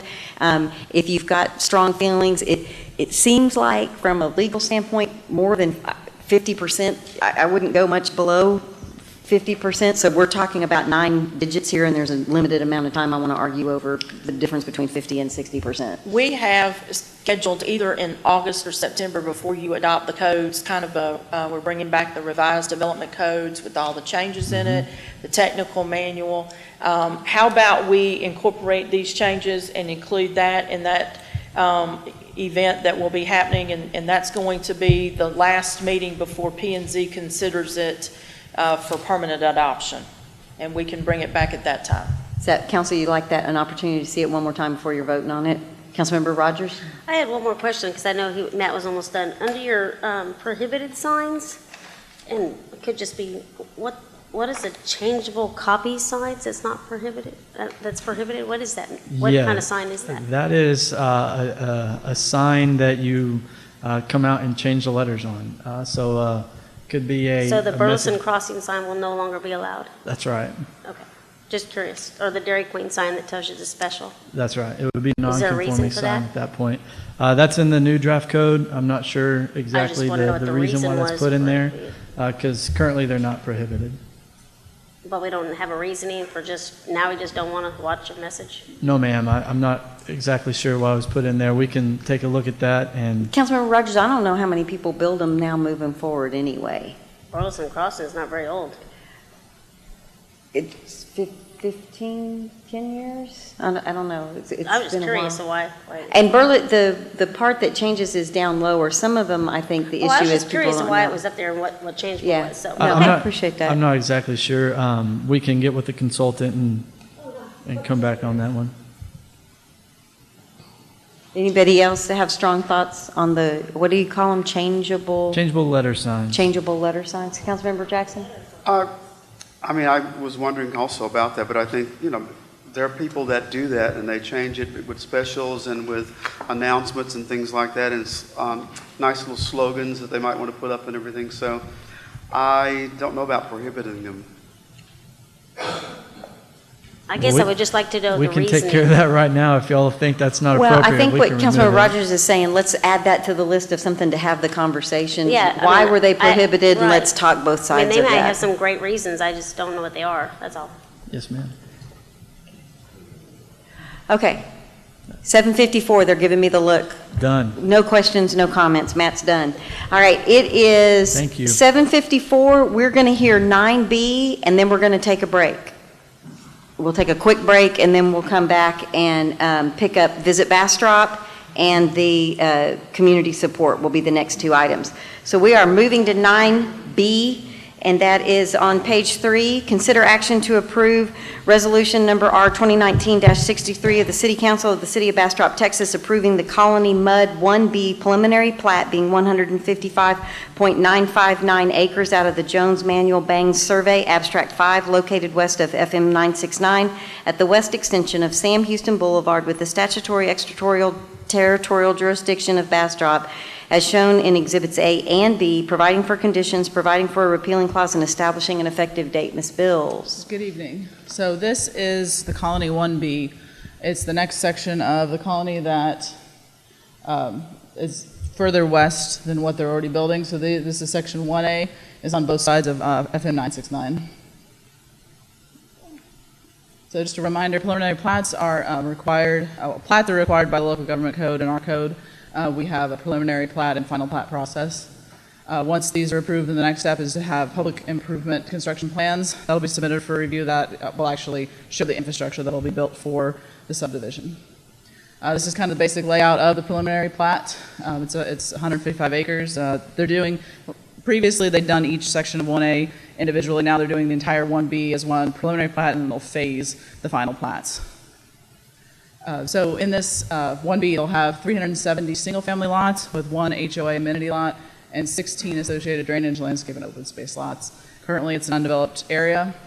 It's within our 1 mile extraterritorial jurisdiction. The lot standards that we're reviewing the plat against are in the consent agreement for the Colony Mud Utility District Number 1, Second Amendment. And then in our future land use plan, they're designated as neighborhood residential. One of the issues that as staff, as we brought it forward to P&Z, and we're bringing to you, was connectivity. So the developer has proposed one main entrance off of 969 to this section that will eventually connect through The entire development is kind of a big thin wing. It's got 2 connection points, so there are limited connections for the entire development back to major roads. They're proposing 5 connections. That would be from the main road, Sam Houston, and future roads, back to 969 and 1209. So you'd have 5 connections. The current agreement allows for up to 2,500 homes. Developers stated that they wish to amend that agreement in the future, and they're allowed up to 4,300 homes by their MUD utility allowance. So staff is proposing adding an additional connection into this section. Here is the kind of a basic layout. You can see we're in this section right now. They're developing this section, and there's been some parts on this end that have previously been developed in earlier years. The part to the north that'll connect up to 969 at the north hasn't been started at all yet. But you can see there's a main, oh no, sorry. I was trying to get to another pointer, but there's a main road that'll run all the way through the center. They'll connect to all the individual neighborhoods within the MUD, but don't connect to the properties north and south. So the developer proposed to make all these streets private, which would give them the ability to gate them at any points. In our subdivision code, section 5.2, 20.9, we specifically prohibit private streets. So that's one of the things we're bringing to council, that council is the only entity that can approve private streets. The consent agreement is silent in regards to the streets. That's kind of the issue. It's never been discussed how these streets will be dedicated or maintained. It's always been assumed that the developer would maintain them, but they would be accessible. So staff is recommending to allow some gated streets, but to leave Sam Houston and any stub streets open and allow gating of the individual neighborhoods, but not the main arterial streets that run through the subdivision. So the additional stub out would be added to the north.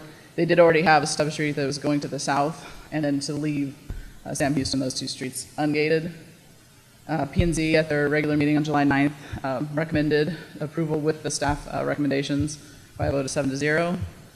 After the meeting, the applicant actually sent in a revised plat that shows, you see they show a new street stub that'll go to the north here, and you'll have the one that was already in the plat to the south, and then added a plat note that states that they can gate the other remaining streets in the subdivision. But this is an issue that we're going to need to address going forward, probably in the consent agreement, or we're going to have to address section by section as we move forward through the whole development. And the developer is here, if you have any questions. Ms. Bills, what's before us tonight is just the preliminary plat. This is the preliminary plat. So yes. if we need to address it in the development agreement, that'll have to come back as a different agenda item. So council, with the fact of where we are in time, I would encourage you to keep your comments to preliminary plat, that 1B that's before us. And if you're looking for that slide, it is page 592 of the packet. Ms. Bills? Is the gating of the streets for safety, exclusivity? What do you have any concept? I think it's a product driven. It's how they're marketing the subdivision. Okay, thank you. Any other questions? So whether they can gate it or not is not what we're looking at tonight, just the plat, is that correct? The plat and the allowance of, can they have some of those streets basically be private with gates? So, thank you. Let me clarify. We can talk about the gated streets in this plat. We aren't on the agenda tonight to talk about the overall All right, I development just want to plan. make sure what we were actually looking at. So, reading between the lines, and I'm kind of looking at the developer and the engineer over to see if they're nodding yes or not. Planning and zoning, I'm sure, had a long discussion about this. They made some recommendations. They have tried to submit something that followed the recommendations, and it sounds like it is a trade-off between, they may want to make every street private and gated. Staff was saying we need some main arterials and we want some more connections. So this plat is in compliance with our current rules and with the development agreement, and this is a revision to what they originally submitted in an effort to address planning and zoning's concerns. Am I understanding that correctly? Yes, and the developer will tell you that the MUD is paying for the roads. The city is not paying for the upkeep of these roads, nor is the county. Unlike other roads that the developer pays to install them and then we maintain them forever and ever and ever, they will always maintain these roads. Yes. Okay. Unless it's at some point in the future annexed. So. Okay. Councilmember Jackson? Is the gatedness, I mean, is that concerned with safety concerns or accessibility for emergency vehicles and things like that? Was that something to be considered also? Yeah, so it was kind of staff's two concerns were, one, that it's cutting off connectivity north and south. That tract in the middle, it will have no access other than going back to 969. You're kind of cutting off, since it's such a long, skinny tract across that area. That's one concern. And then also just emergency access. If you've got gates at the beginning of the subdivision, you've got fire can get stuck at certain gates. So if you're leaving the arterials open, they can at least get back into the neighborhood. And it gives ability to access for emergency So, Council, unless you purposes. have specific questions for the presentation, if we're going to have a discussion, we really need to have a motion. Madam Move Mayor, to move to approve. I have a motion to approve from Councilmember Ennis and a second from Mayor Pro Tem Nelson. Now we may discuss the motion on the table, which is to approve the preliminary plat as submitted. The P&Z certainly vetted this out, and I think their recommendations and the conditions they set by adding the openness of the arterials so that the primary streets for the health and safety of the residents there and in the surrounding areas. I think this is a viable project that we're seeking to approve. So thanks to the P&Z. Councilmember Ennis? I agree. We put a lot of faith in P&Z. That's what we can count on, and the fact they've made a good decision. I think we ought to move ahead. Appreciate the developer and engineer taking the feedback from P&Z, and I know P&Z appreciates that as well. Okay, any further discussion? Madam Secretary, if you'll call the roll. Councilmember Ennis, Yes. Mayor Pro Tem Nelson, Yes. Councilmember Jackson, Yes. Councilmember Rogers, Yes. Councilmember Peterson. Yes. Motion passes unanimously.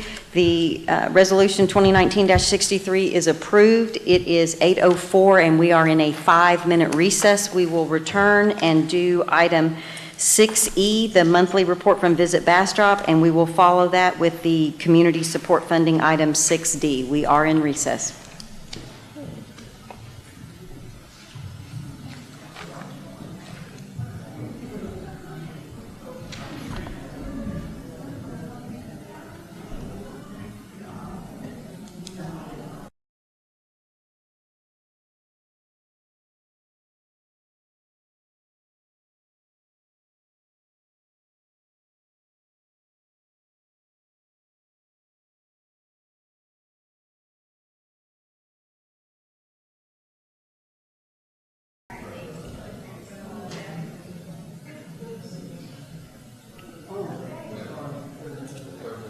Okay, it's 8:11, and not all of you have to stay for all the items, but those of us that do want to rock and roll.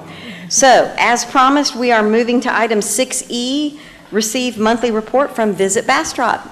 Executive Director, Ms. Smith. Good evening, Mayor, City Manager, council members. I'd also like to say a good evening to 3 of our volunteer board members who are here this evening, Brenda Abbott, Becky Womble, and Kay Sapikas. Okay, you guys stand up and let us give you a round of applause. Thank you for volunteering your time.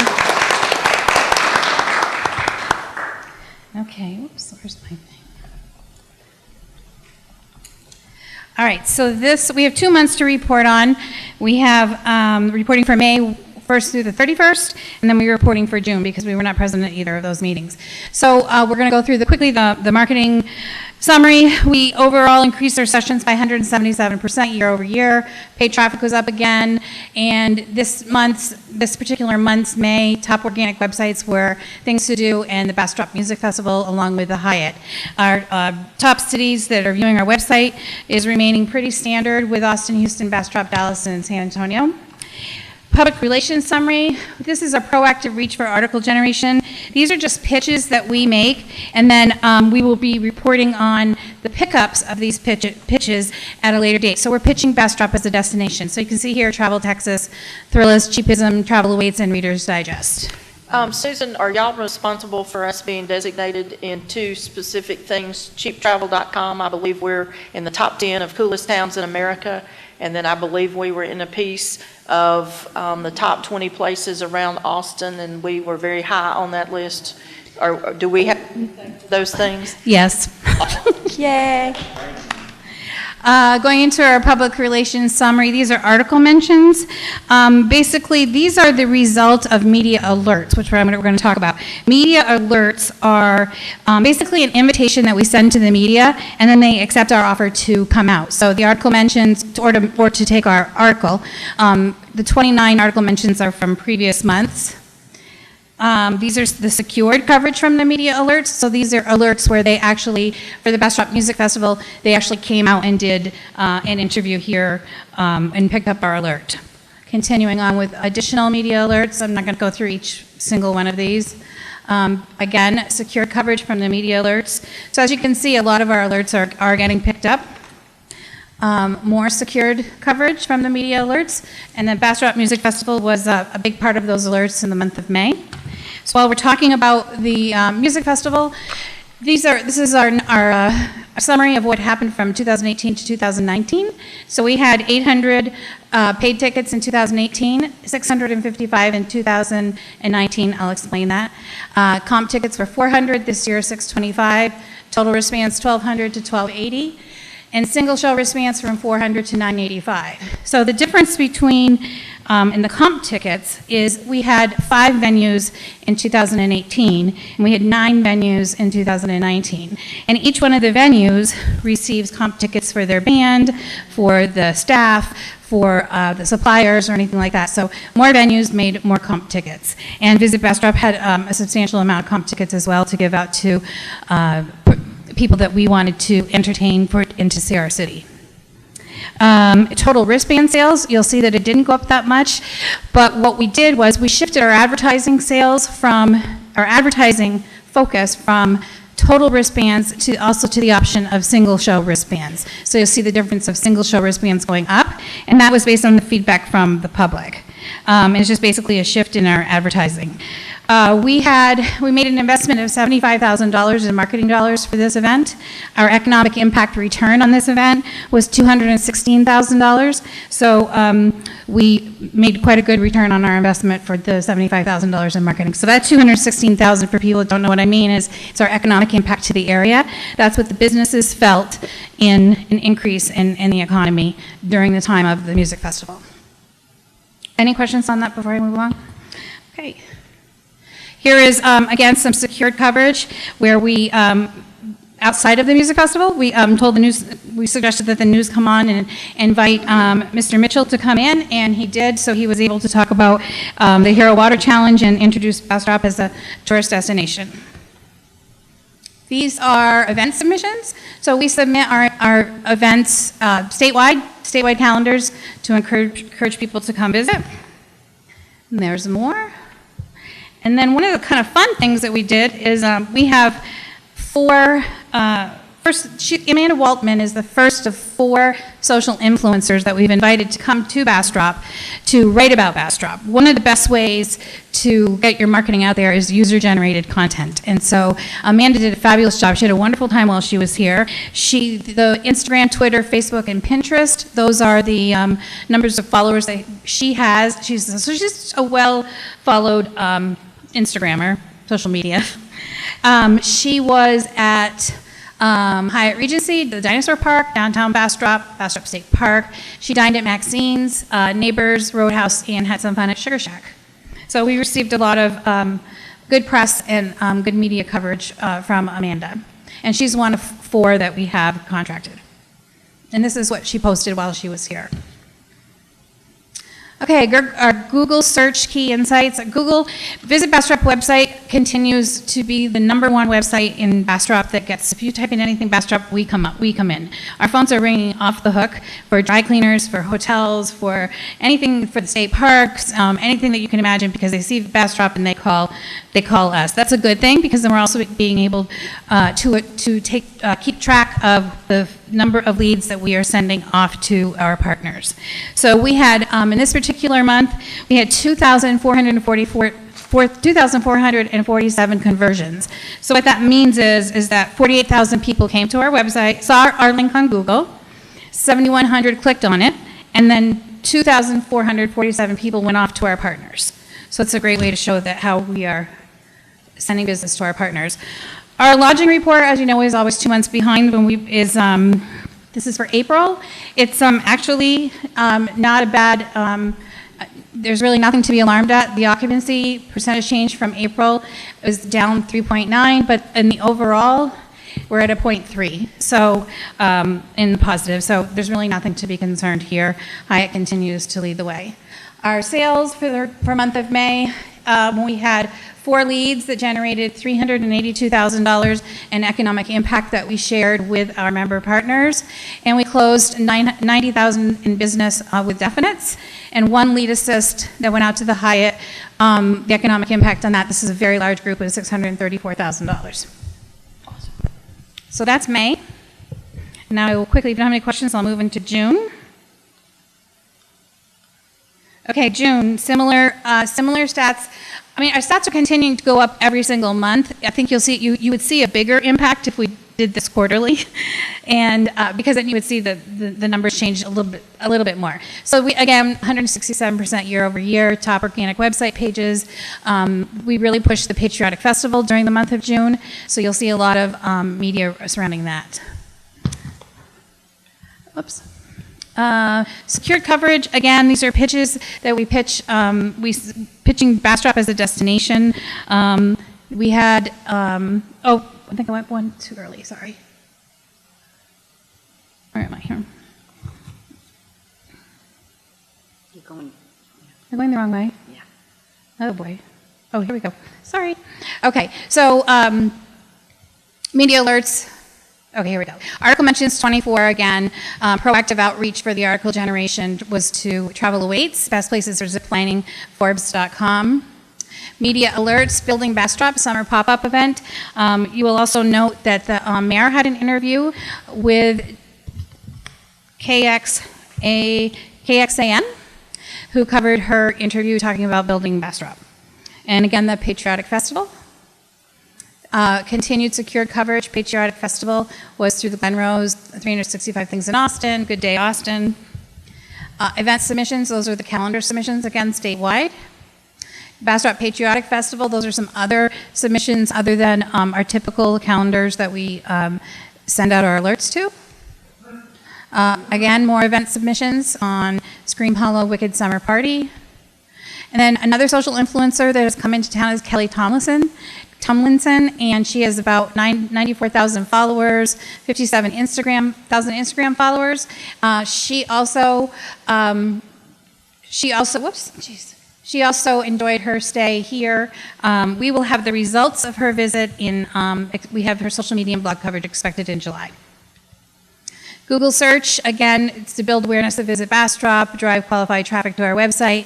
You can see our conversions are off the charts industry standard-wise. 53,000 to 9,000 clicks to 3,347 conversions. I mean, those are insane numbers. So we're really, really happy about that. The lodging report for May, the occupancy was down 6.7%. That was due to a storm that was predicted last year that affected Mother's Day, and the Hyatt lost several $1,000s in revenue due to the prediction of the storm. So that's where we're going to see that on here. And again, our overall for the month of May is just 0.7. And for the month of June, we had 6 leads, $450,000 impact, definites $229,000 impacts, and 1 service request with a Hyatt. And that's it. You guys are doing fantastic. Council, any comment? Mayor Pro Tem Nelson. Yeah, real quick, in figuring your economic impact, is there a standard economic multiplier that's utilized?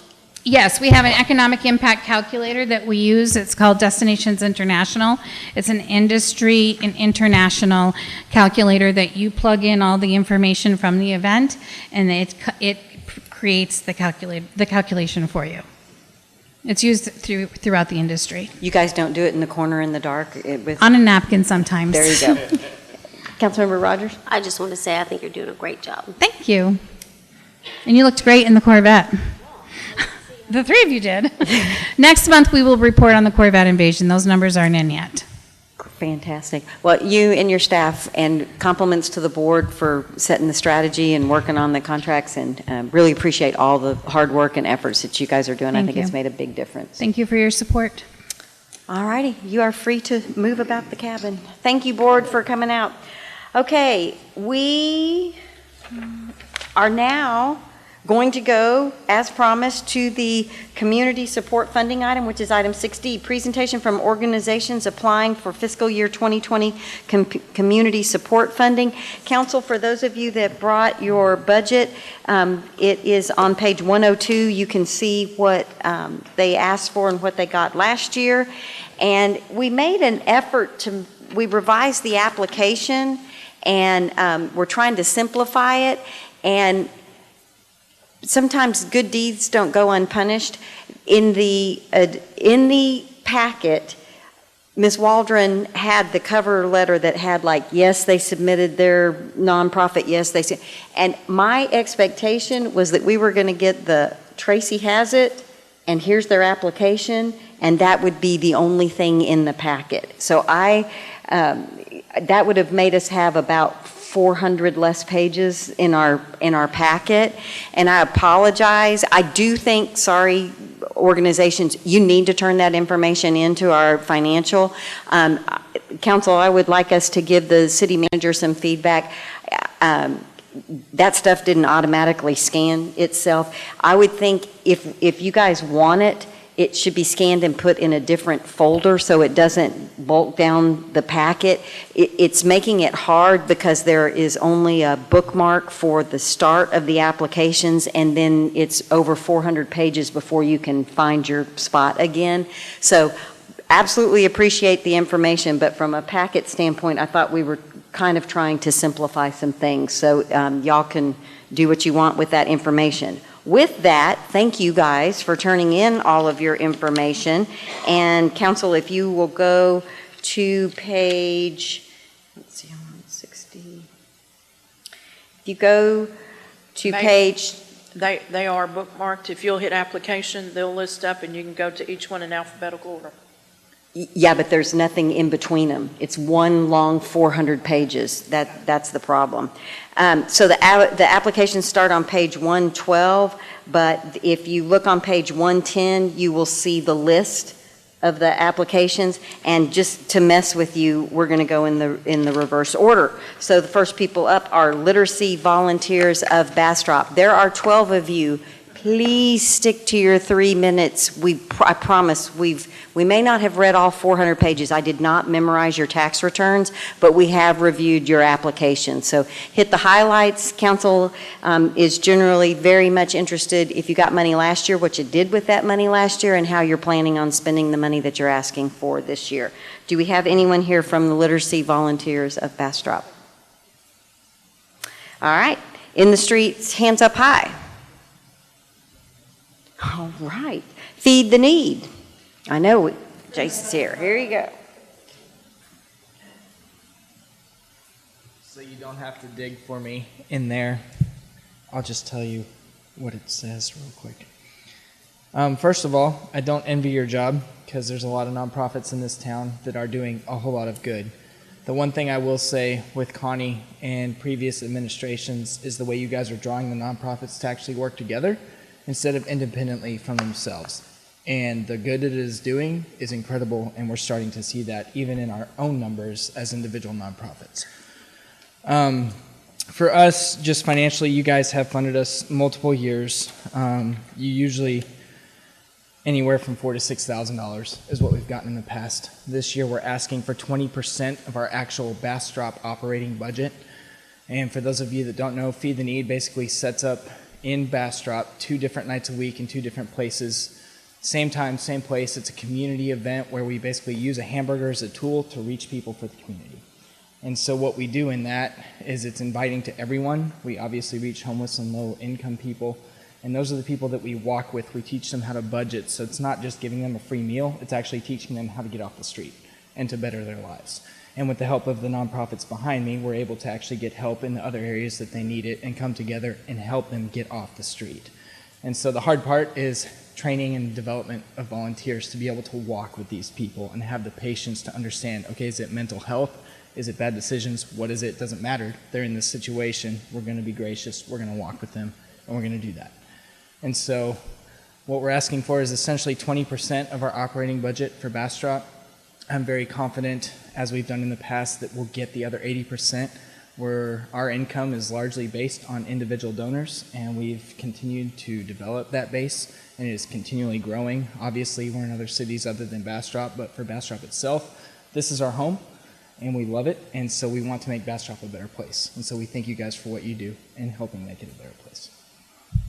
Any questions? Any questions? Council, for clarity, the request is $9,823.20. The 20 cents is key. There you go. Thank you. Great job. Next organization would be CASA.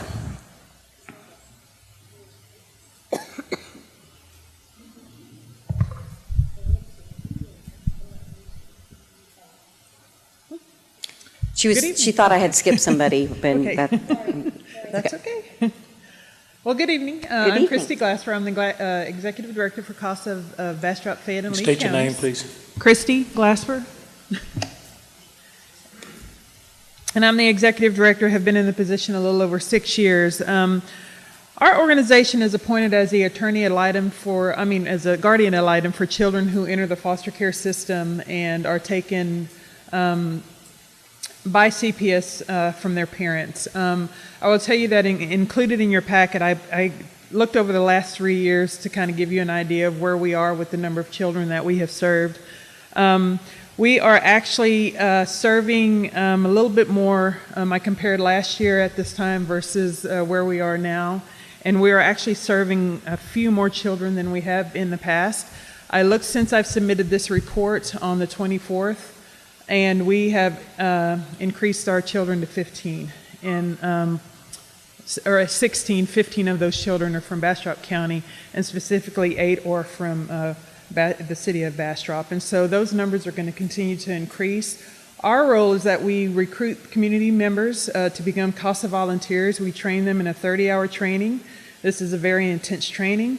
We teach them on some of the issues, why our children are coming into care, and look at ways that we can help them, and then look at ways that we can make the best recommendation for whatever that looks like for that child. We have right now a total of 87 volunteers, which has increased tremendously since I've been here. 38 of those volunteers, of those 87 volunteers, are actually from Bastrop, the city of Bastrop. I will tell you that at the volunteer fair, we did get 8 names. We are excited about that. We have made connections with them. Actually, 4 of those people came in today so that our volunteer recruiter could have a little bit more in-depth conversation about what this means. But at the end of the day, we want to make sure that all our children who are removed from their parents due to child abuse and neglect are served and have a CASA volunteer. We serve 100% of children removed in TMC, which means right at the beginning. Right now, we are seeing a huge increase in that. And I will tell you, as the city of Bastrop grows, that's great growth, but on the bad side, we're going to see some of that negative growth. And so what we want to do is to be able to set ourselves up to when children come into care, we have a volunteer there to serve them. And we're looking at, most of our money is looking at increasing the number of trainings that we have to be able to accommodate our volunteers, and then looking at helping support our family and fictive kin placements that are taking care of our children. One of the great things that we do is that about 80% of our children are with family, or they're with a fictive kin, a friend of the family. They're not in foster care, which is a great thing for us, but that takes a toll. A lot of our children are placed with grandparents, and so when you look at that, fixed income for a grandparent who then gets 5 kids dropped in their lap is tremendous. And so we'll use some of that funding to help. We won't support all of that, but that's down the road once they get into their case. So we are asking for a little bit of an increase from last year. Last year we received $6,400. This year we're requesting $8,000. So, any questions? Thank you, Ms. Glasper. Any questions? Okay, thank you. Good job. Thank you. Combined community action.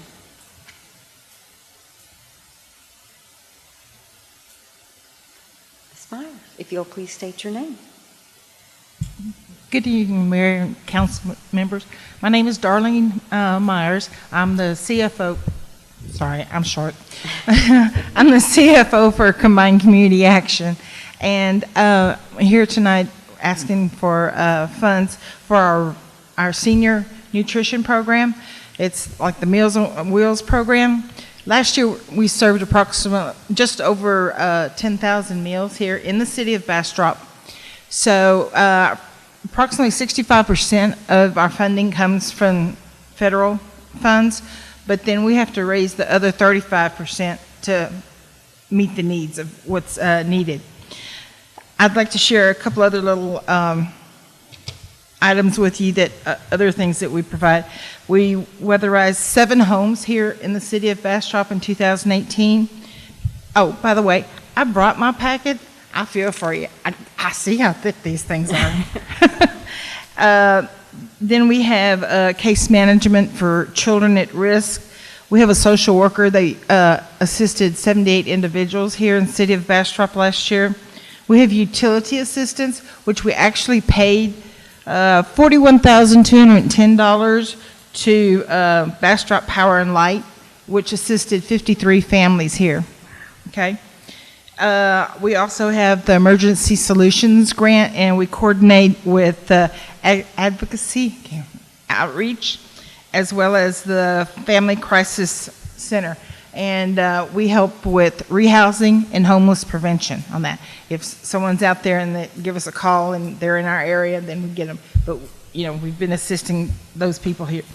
We also, now my executive director was not able to be here tonight, but like for Bastrop County Cares, currently serve on a committee to address the housing needs here in Bastrop. And she says a new committee addressing senior needs. Also the Bastrop County Support Group, serving currently on this group, which meets quarterly. So that's kind of it in a nutshell there. Do y'all have any questions? I think last year, last year we received $6,400, and this year we're asking for $8,000. Any questions? 10,000 meals in Bastrop, the city of Bastrop. We have a lot of home delivered meals. We have a lot of great volunteers here, and for some reason we missed out on the volunteer fair. Fair the other night. We didn't know about it, but we have great volunteers. We look forward to the next time y'all do one to be there and try to recruit some more. How many days a week do y'all provide those meals? Here in Bastrop, 5 days a week. Well, 800 meals in a week's time, that's not bad. No, or in a month's we time, serve I'm quite sorry. a few. Now, there are also some like frozen meals, like sometimes the home delivered individuals, you know, they need assistance over the weekends or something, and it's a meal that they can take out and heat up and stuff like that. Let's see, something else I was going to say. We serve out there at the settlement. That's where they're plated out there and then distributed. I think I tried to keep under my 3 minutes. You did good. All right, thank you very much. Thank you. Children's Advocacy Center. Mr. Betancourt. You please state your name. Good evening, Mayor, City Council, Ms. Humble, City Manager. I'm Mikey Betancourt. I'm the Executive Director for the Children's Advocacy Center serving Bastrop, Lee, and Fayette counties. It is our belief that every child should receive vital, comprehensive services that result in the restoration of a child and their family unit from events of trauma. We understand that every family unit is diverse, complex, and can be resilient with assistance when they are faced with events of trauma. The Children's Advocacy Center was formed to fill the vital gap in services for alleged child victims of abuse and their non-offending family members of all backgrounds where resources are limited. To fill these gaps, the center provides 6 core services: joint investigation, coordination, on-site medical evaluation, forensic interviews, family advocacy and support, trauma-focused mental health, and multidisciplinary case review. The center also provides additional service as community awareness and education programs. The center has begun to provide problematic sexualized behavior, cognitive behavioral therapy to children and their families. Problematic sexual behaviors in youth are defined as child or adolescent initiated behaviors, typically involving sexual body parts that are developmentally inappropriate, potentially harmful to self or others, and or illegal. Children and adolescents are usually classified as perpetrators in these situations and are not treated to correct the behaviors. Our goal is to provide a family-oriented, cognitive behavioral, psychoeducational, and supportive treatment group model to eliminate problematic sexualized behaviors in children, improve pro-social behavior and adjustment in children while reducing stress and enhancing skills in parents and other caregivers. In fiscal year 2018, the center provided 409 forensic interviews of alleged child victims of abuse, and 138 children interviewed were residents from the city of Bastrop. The center also provided 1,041 hours of free counseling sessions to children from the city of Bastrop and 315 hours of free counseling to their caregivers. This represented 33% of our total clients were city of Bastrop residents. According to the Children's Advocacy Centers of Texas, the estimated cost of a child served at a CAC is just under $1,400. And if we do the math from last year, that would total $193,200 that would have been charged to families. All of our services are free. We are requesting, and we thank you for the continued support, but we are requesting $14,000 from the city of Bastrop. The City of Bastrop funding will provide the additional help needed to continue operating our facility and programs that reach out to Bastrop residents, which make up the largest percentage of clients seen by the CAC. In authorizing the creation of children's advocacy centers in Texas, the state legislature envisioned a partnership with state, federal, and local governments, partnering with local communities and community support to combat child abuse in each local jurisdiction. Our federal grant funding requires matching funds. As such, we are able to leverage the use of funds from the city of Bastrop. We'll use $9,000 of that $14,000 to support our family advocacy and forensic interview programs through program and operating expenses. We're asking the additional $5,000 from last year. We only received $9,000. We're asking for an additional $5,000 from the city of Bastrop to support services for children whom are identified as having a problematic sexualized behavior. This will provide 41 hours of PSB, or problematic sexualized behavior treatment. And not only that, but then, so that would come out to about $2,500. The supplies for the therapeutic assessments and program supplies would be $2,500. In Igbo and Yoruba proverb states, "It takes a village to raise a child," reflects the emphasis African cultures place on family and community. Our belief is that it takes a community to heal a child and a family unit affected by trauma and abuse. Thank you so much. Questions? Thank you very much, Mr. Betancourt. Any questions? All right. Thank you. Thanks. Appreciate it. Bastrop Pregnancy Center.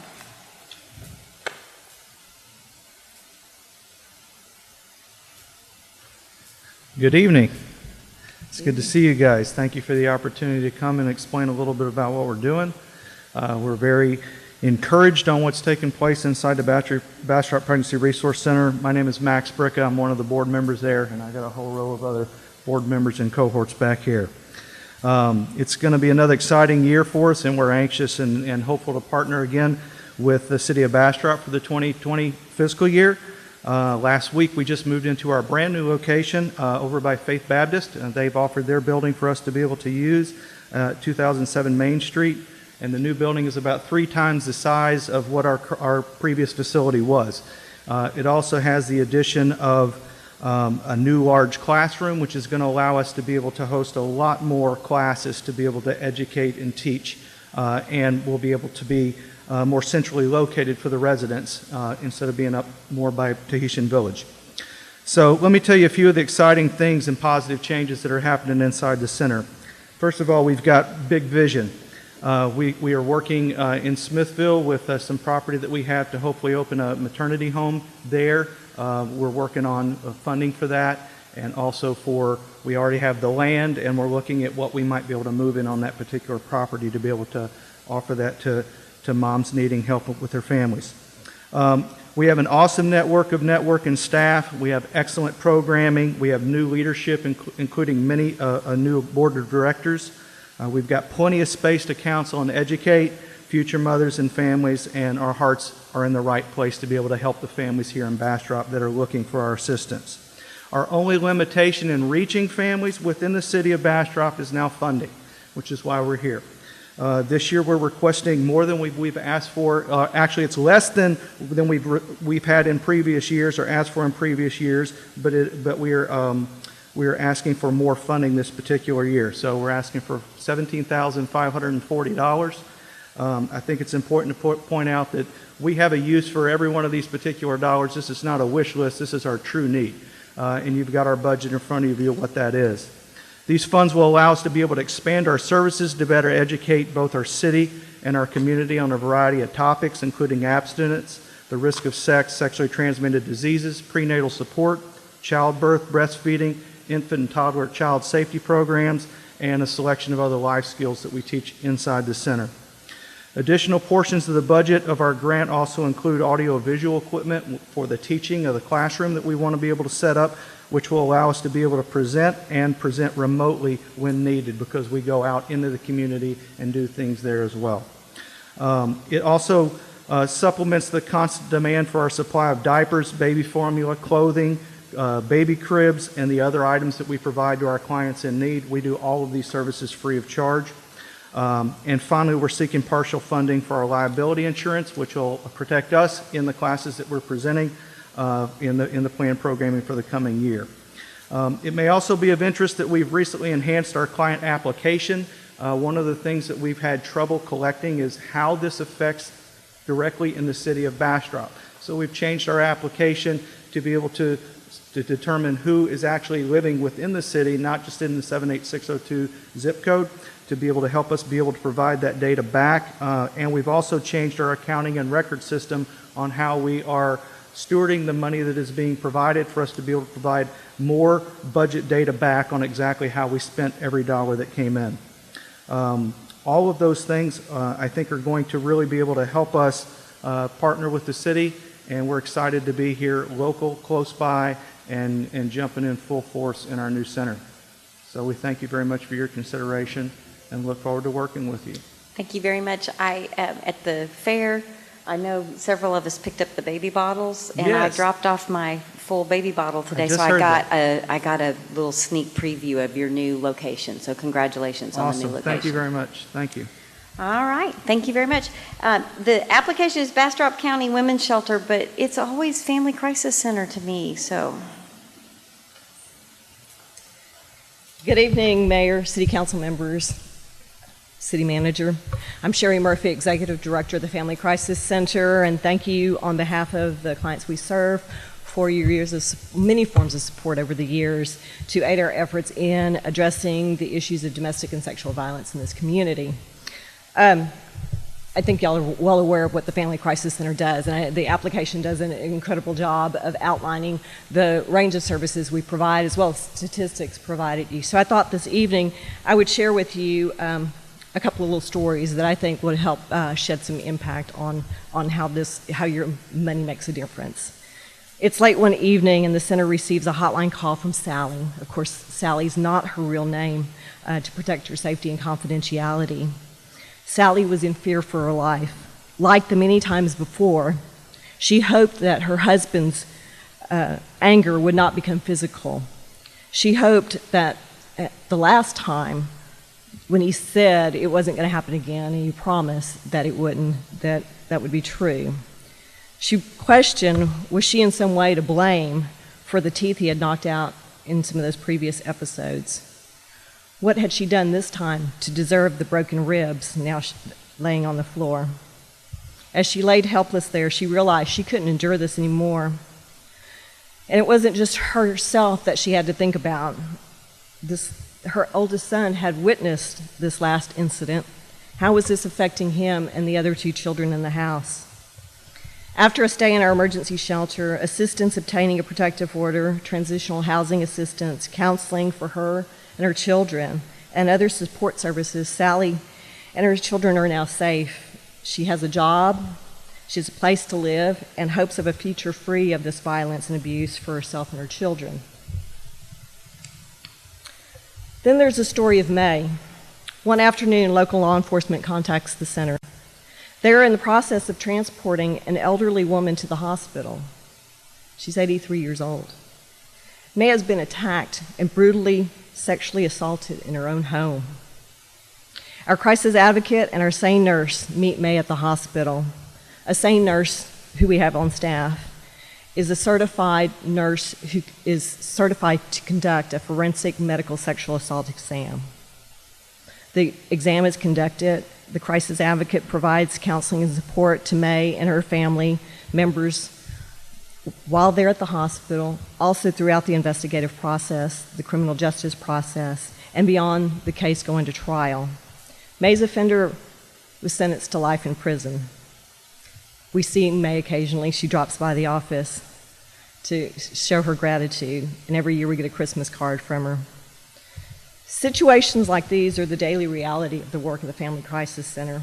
The facts of each situation may vary, but the impact of this violence and abuse is no less traumatic for each victim, the families that it involves, and our community. So on behalf of the Sallys and the Mays out in our community, thank you for your time and consideration of this request and the forms of support you've provided us. Thank you, Sherry. Thank you. Any questions? All right, Bastrop County First Responders.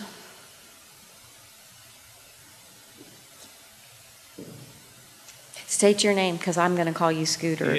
Good evening, Council. My name is James Green. As the mayor alluded to, I do go by Scooter. Most people don't know my real first name. I'm the president of Bastrop County First Responders, and we have the PowerPoint ready? Oh, there it is. Okay. We're the county's first responder organization that was founded about 31 years ago, providing 911 medical emergency response in conjunction with the county's 911 ambulance provider. We respond to about 2,000 responses a year in the county for those medical emergencies. Additionally, another service line that we offer is medical standby services. We currently do about 500 personnel hours a year to the community. Such events as the Patriotic Festival, rodeos here at the arena, the fun runs in the park and in the city, parades, other events like that. A third service line that we also provide is EMT training, initial training, that we currently put out about 35 to 40 EMTs a year at our training academy that we hold here locally.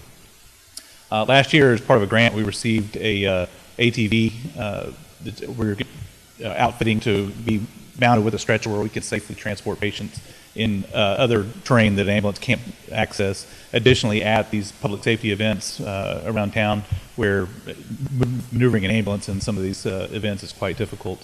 And so we've acquired this ATV. However, since we don't own any real property, we have a problem with transporting it and storing it, which is the purpose of this year's grant request, is to help fund what we're calling a mobile medical unit. It will be used to primarily protect that asset as well as transport it to all the events around the county. Additionally, once deployed, it will serve as a mobile medical unit where we can provide a nice environmentally controlled, well-lit environment to provide patient care and also improve patient privacy. As most of y'all probably notice us out there in our little awning at the Patriotic Festival, you know, for heat exhaustion patients, we have a little more than a fan and some shade to help cool them down. And moreover, some medical procedures that we have to do, we have to expose the patient amongst 5,000 of your closest city townspeople. So less than ideal circumstances to provide care in. Additionally, this asset can serve as a rehab and transporting for supplies in a disaster situation as well. So any questions we have for that? Council, I think it's worth noting that you guys didn't ask for money last year, and the year before you got the AEDs. We got AEDs and radios. So it's always very specific with a very specific purpose. Right, and this projected lifespan of this project will be approximately 15 years, so it's not just a single year. 15 years, okay. Thank you. Thank you. All right, thank you much. Very much. Bastrop County Emergency Food Pantry.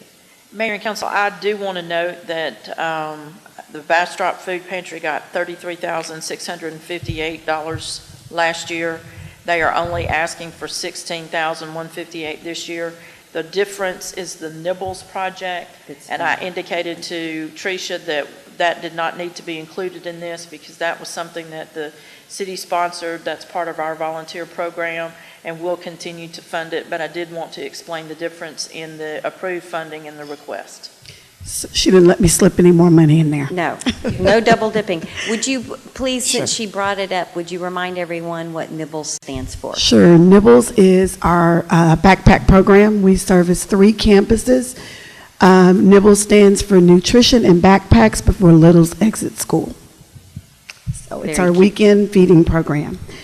Tricia Silva, Executive Director of the Bastrop County Emergency Food Pantry. Good evening, Mayor Schroeder, City Council members, City Manager Umble. I want to begin first with a thank you to the city for the support that you have provided to our organization over the years. Also want to acknowledge that the city Bastrop staff have provided us more than 200 volunteer hours. The city has provided us usage of the beautiful convention center for our Empty Bowl project over the last couple of years, as well as helped us connect with other partners to help support projects like the Nibbles Project. So thank you so much for that. The mission of the Bastrop County Emergency Food Pantry is to serve Bastrop County residents that are going through periods of transition by providing emergency food assistance, education, and support. We do that with our emergency assistance program, Fresh Food for Families, commodity boxes, brown bag, open arms, whole grains, transportation assistance for seniors, senior activities, disaster food assistance, fan distribution, SNAP assistance, utility assistance with the Good Neighbors program, and our holiday meal distribution. At Bastrop County Emergency Food Pantry, we strongly believe that good food means good nutrition, which means good people. Food insecurity is a real issue in the city and the county. 12.6% of the residents in the county are food insecure.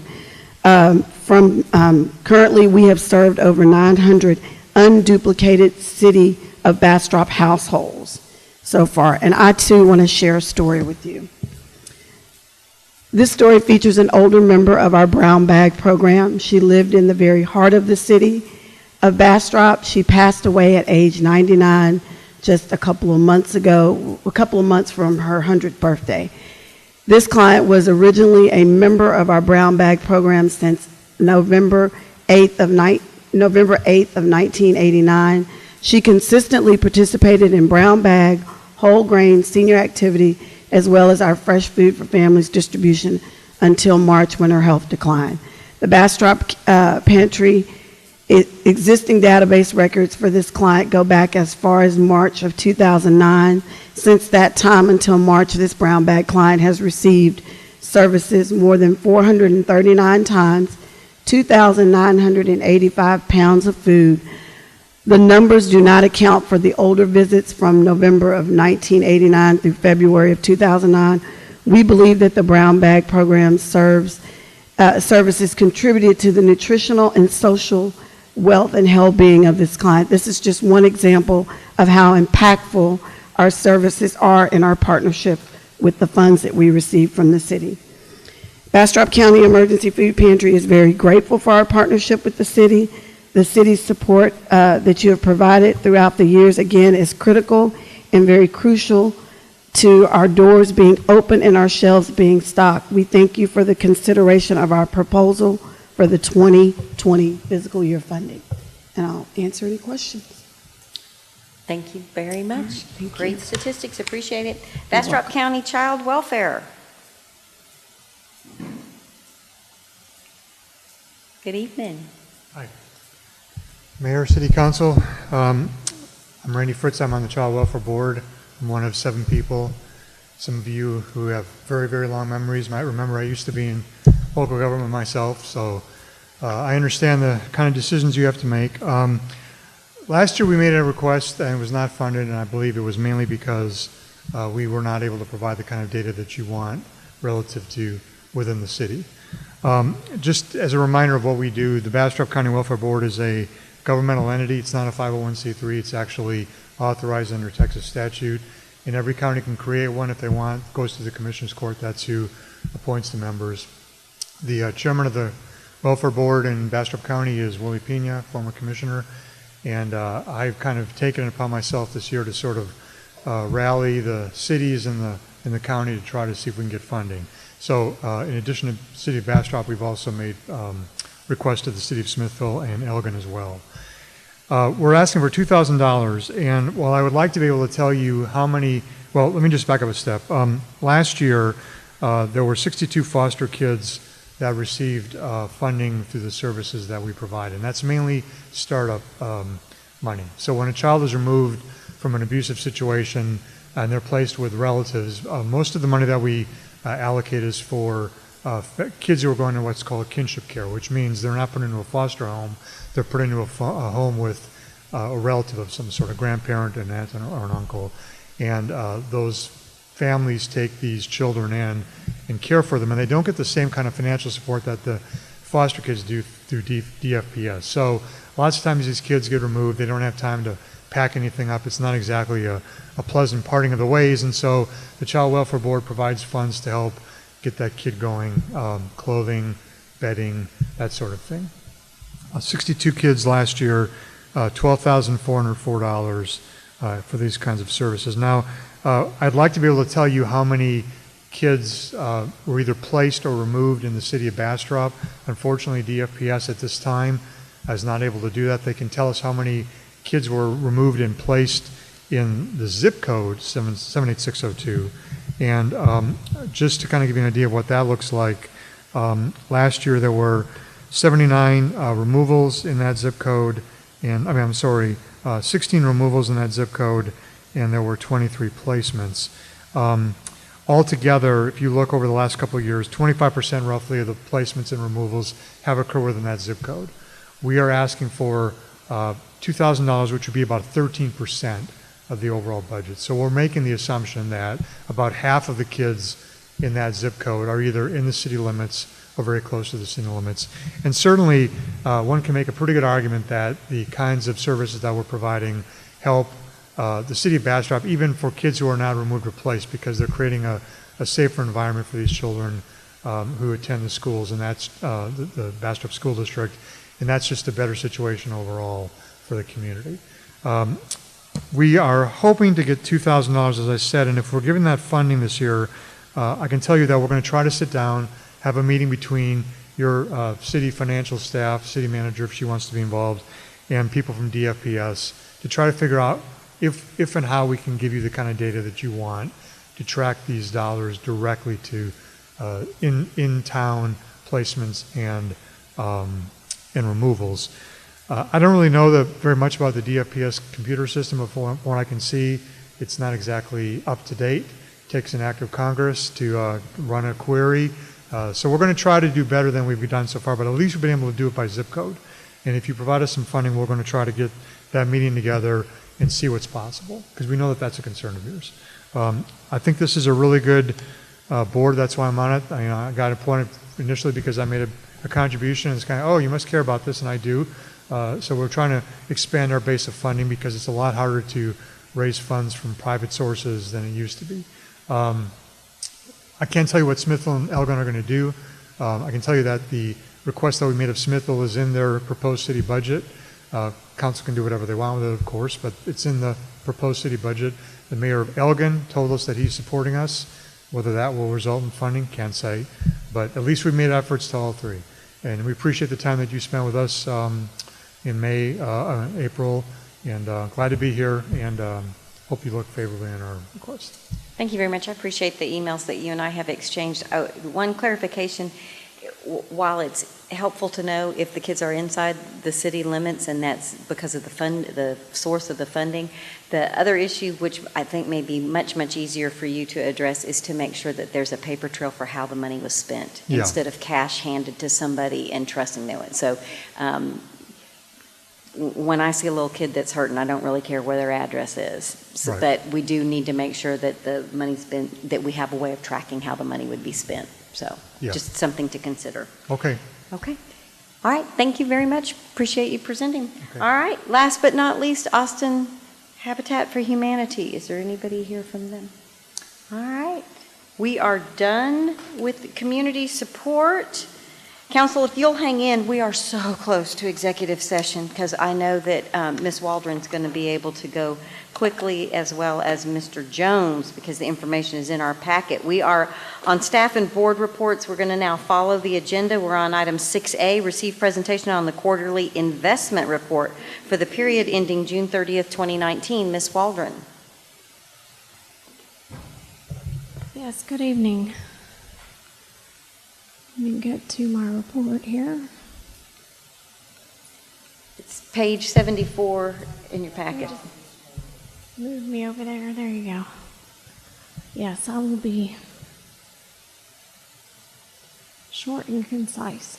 Council, page 75 has the chart and all the numbers. We're on item 6A, Colin.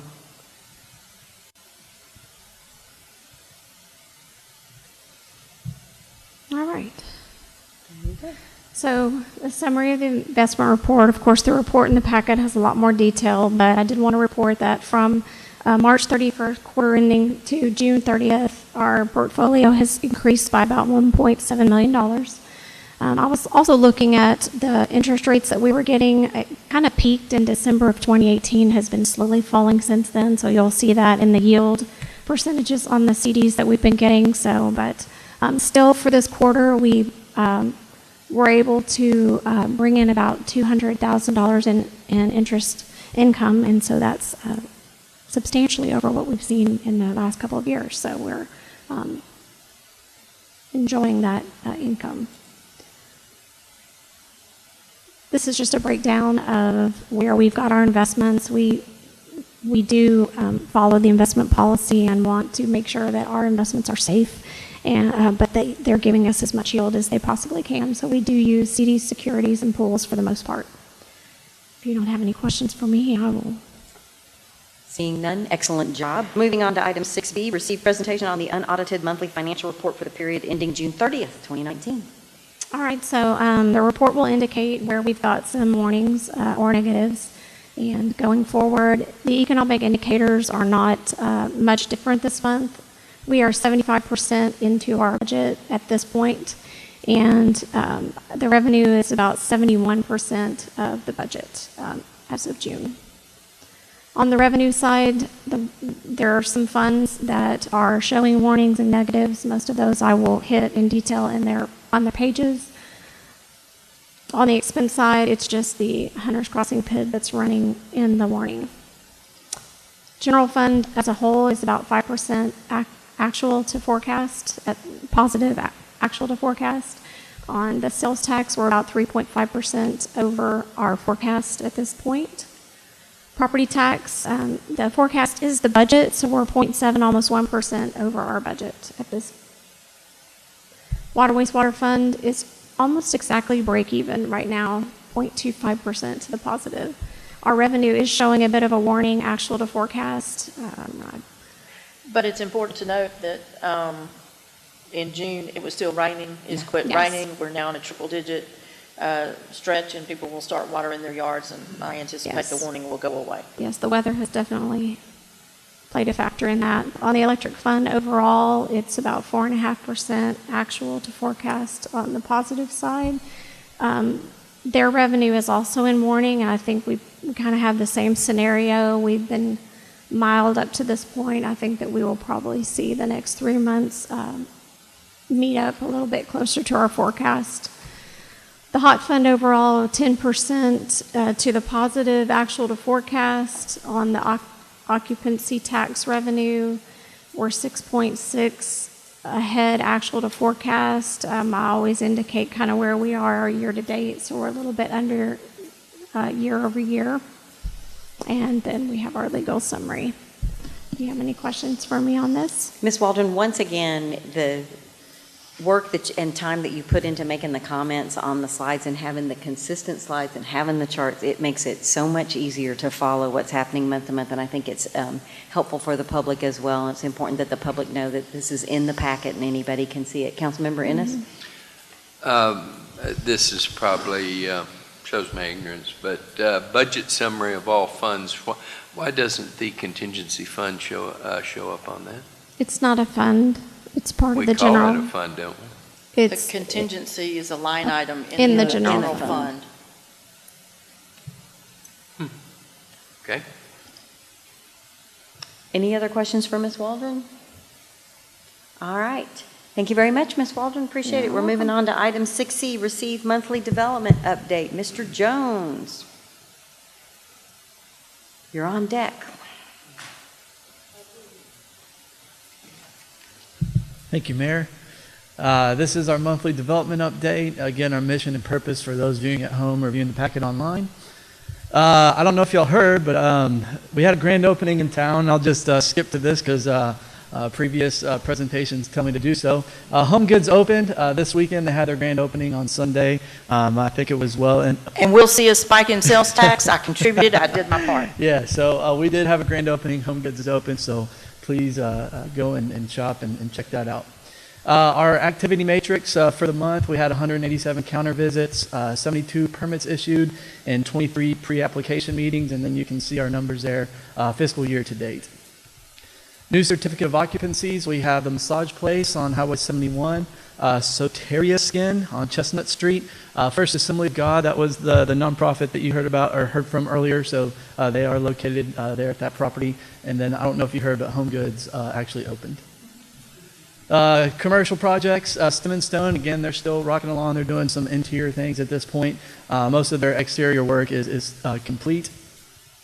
Seaton, again, a lot of work being done on the inside. They're doing some fascia and things like that now on the outside. But again, moving right along, about 65% complete. The Bastrop Mini Storage have poured some additional concrete out there. So they're still steadily moving along and still anticipate a December completion date. Lost Pines Professional Building, they poured their concrete for their parking lots and some drive lanes. So again, they're moving along. Residential projects, Pecan Park, we actually added some new lots, 64 new lots that'll hit the market in Section 1A, Piney Creek Bend, no change. The Preserve at Hunter's Crossing is still moving along. And then for Hunter's Crossing Apartments, they actually received their final CO, so all the buildings there on site are actually CO'd, and so that project is now complete from a city standpoint.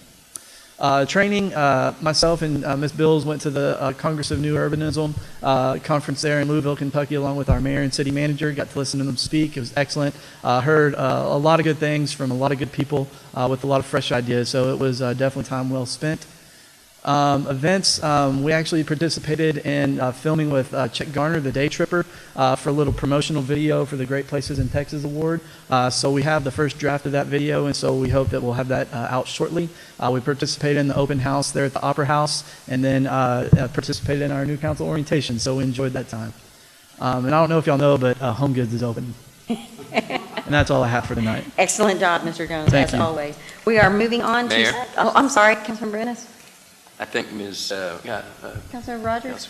Well, I want to know when Home Goods is opening. But I had a question. You always tell us, how many permits, you issued or anything. Is there a way to know, how many permits actually submitted? I guess my question is we always hear how many passed the finish line, but I never know how many actually applied. So, if you got, let's say 100 people applied and only 25 got to the finish line. You know what I'm saying? I'm just trying to see how well the new process is working. Mm-hmm. Is it a little bit smoother? Are they getting through easier? I'm just trying to... So the new process is in the process of being overhauled, thanks to the recent state mandated 30-day review or approved. So we are in the process of yet again reviewing it.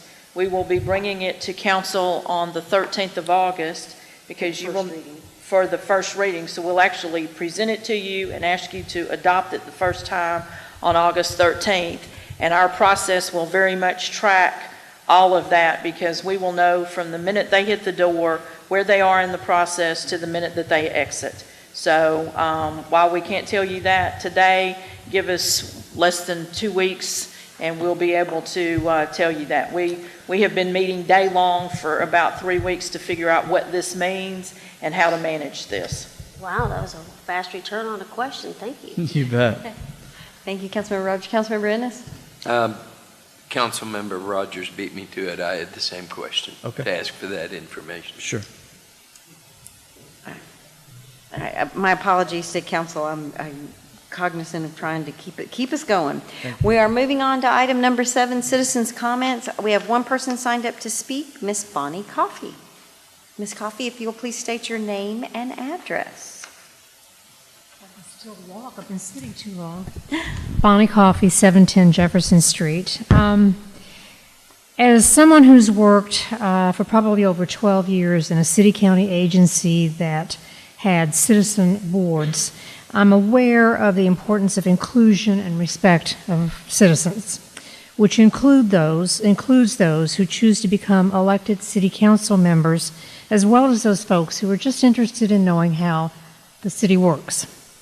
I'm a little stunned reading the latest planning calendar outlining the dates of meetings leading up to the approval of the FY 2019 budget. August is pretty intensive with 2 budget workshops scheduled for August 20 and 21, and those 2 dates are just 2 days before August 23, which notes the last day for the proposed budget to be filed with the city secretary. Wow, 2 short days to talk about an annual city budget. That is also just 4 days before an August 27 council meeting for the first public hearing of the tax rate. And then just 4 days later, on August 31, the public notice of budget hearing is listed. The budget hearing is scheduled for September 19, with City Council adopting the tax rate and budget on September 24. Whew. That's a pretty rigorous schedule for any City Council representative who is not full-time, and for those who aren't retired yet, have jobs or businesses to attend to, much less for any citizen who is interested in following how a city budget is prepared, what's included, and to provide input into where our city wants to spend citizen tax dollars. I encourage all of you to find just a little more time in the schedule to provide elected city council members and the public to see, read, and understand the budget and provide input into the process. The budget is the place where you set priorities and policies. And we are, after all, footing the bill. Thank you. Thank you very much, Ms. Coffey. Appreciate that. All right. Council, we have one item on the consent agenda. It is item 8A, consider action to approve City Council minutes from the July 9th, 2019 joint workshop with City Council and Planning and Zoning Commission. Move to approve. Motion to approve from Mayor Pro Tem Nelson. I have a second from Councilmember Jackson. Is there any further discussion? Madam Secretary, if you'll call the roll. Mayor Pro Tem Nelson? Yes. Councilmember Jackson? Yes. Councilmember Ennis? Yes. Councilmember Rogers?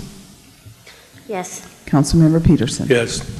Motion passes unanimously. The minutes are approved. We're moving on to items for individual consideration. We only have one item left. It is item 9A, consider action to approve resolution R 2019-62 of the City Council of the City of Bastrop, Texas, approving terms of engagement with Belt Harris Petitchek? How do you say it? Okay, like I said, LLP for auditing services for the year ending September 2019 with the option to renew annually for 4 subsequent fiscal years, authorizing the city manager to execute all necessary documents, repealing conflicting provisions, and establishing an effective date. Ms. Waldron. Yes, good evening again. So we've just completed with our fiscal 2018 audit 5 years with Batilla Brown and Hill. So we put out a request for qualifications and received 5 submittals. We created a committee and read the submittals and scored each one of the firms and are bringing forth our recommendation to use Belt Harris for our fiscal 2019 audit and maybe 4 consecutive audits after that. They are a 100% governmental firm, which is kind of what stood out with all of us scoring them, which is a big part of why we're recommending them. They come very highly recommended. So, Ms. Waldron, one of the things, and I think, Council, you may be aware of this, it's not that we have any issue with the past auditor. It's my understanding it's financial best practices if you change. You just need a new set of eyes. Our policy doesn't mandate that we rotate, but it's a recommendation. It's that a recommendation you rotate. and a best practices. So, to your point, this contract, if they do a great job, they can potentially do 5 years. But even if they do a fantastic job for 5 years, then you will be going out again at the end of that 5 years. Am I understanding the process correctly? Yes. Okay. Mm-hmm. Council, any questions for Ms. Waldron?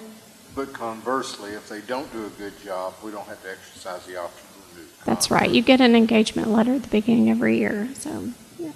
Great point. Thank you for bringing that up. Any further questions? Madam Mayor, move to approve. Second. I I have a motion to approve from Mayor Pro Tem Nelson. I have a second from Councilmember Peterson. Is there any further discussion? Madam Secretary, if you will call the roll. Mayor Pro Tem Nelson? Yes. Councilmember Peterson? Yes. Councilmember Jackson? Yes.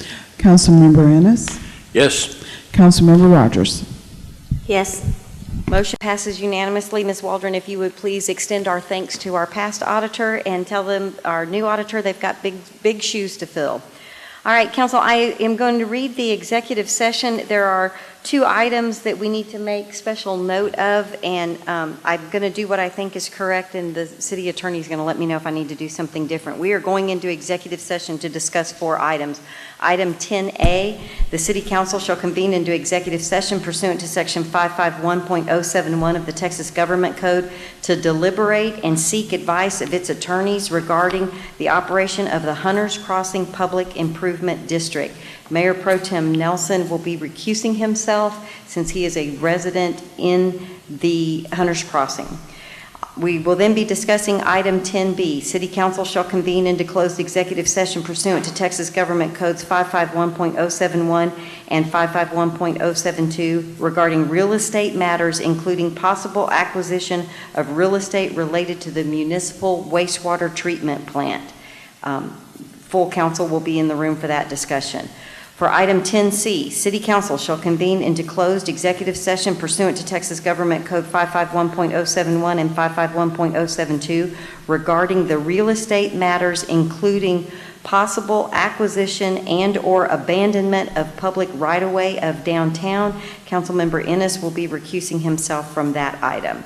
The last item is item 10D. City Council shall convene into closed executive session for legal briefing by the city attorney pursuant to Texas Government Code Section 551.071 regarding Resolution R 2019-64 of the City Council of the City of Bastrop, Texas, approving the representation of Bickerstaff, Heath, Delgado, Acosta, LLP in connection with the municipal coalition litigation to challenge the constitutionality of Senate Bill 1004, 2017, and Senate Bill 1152 in 2019 as unlawfully granting corporate use of the public right-of-way without fair and reasonable compensation to the public, authorizing the mayor, city manager, and city attorney to take reasonable related steps. It is 9:24.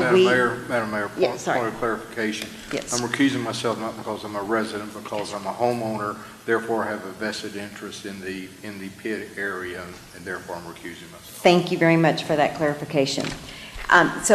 You'll see people going in and out, and I wanted to explain why, and our city attorney will make sure that we remain legal on all of these items. It is 9:25, and we are in executive session. Thank you.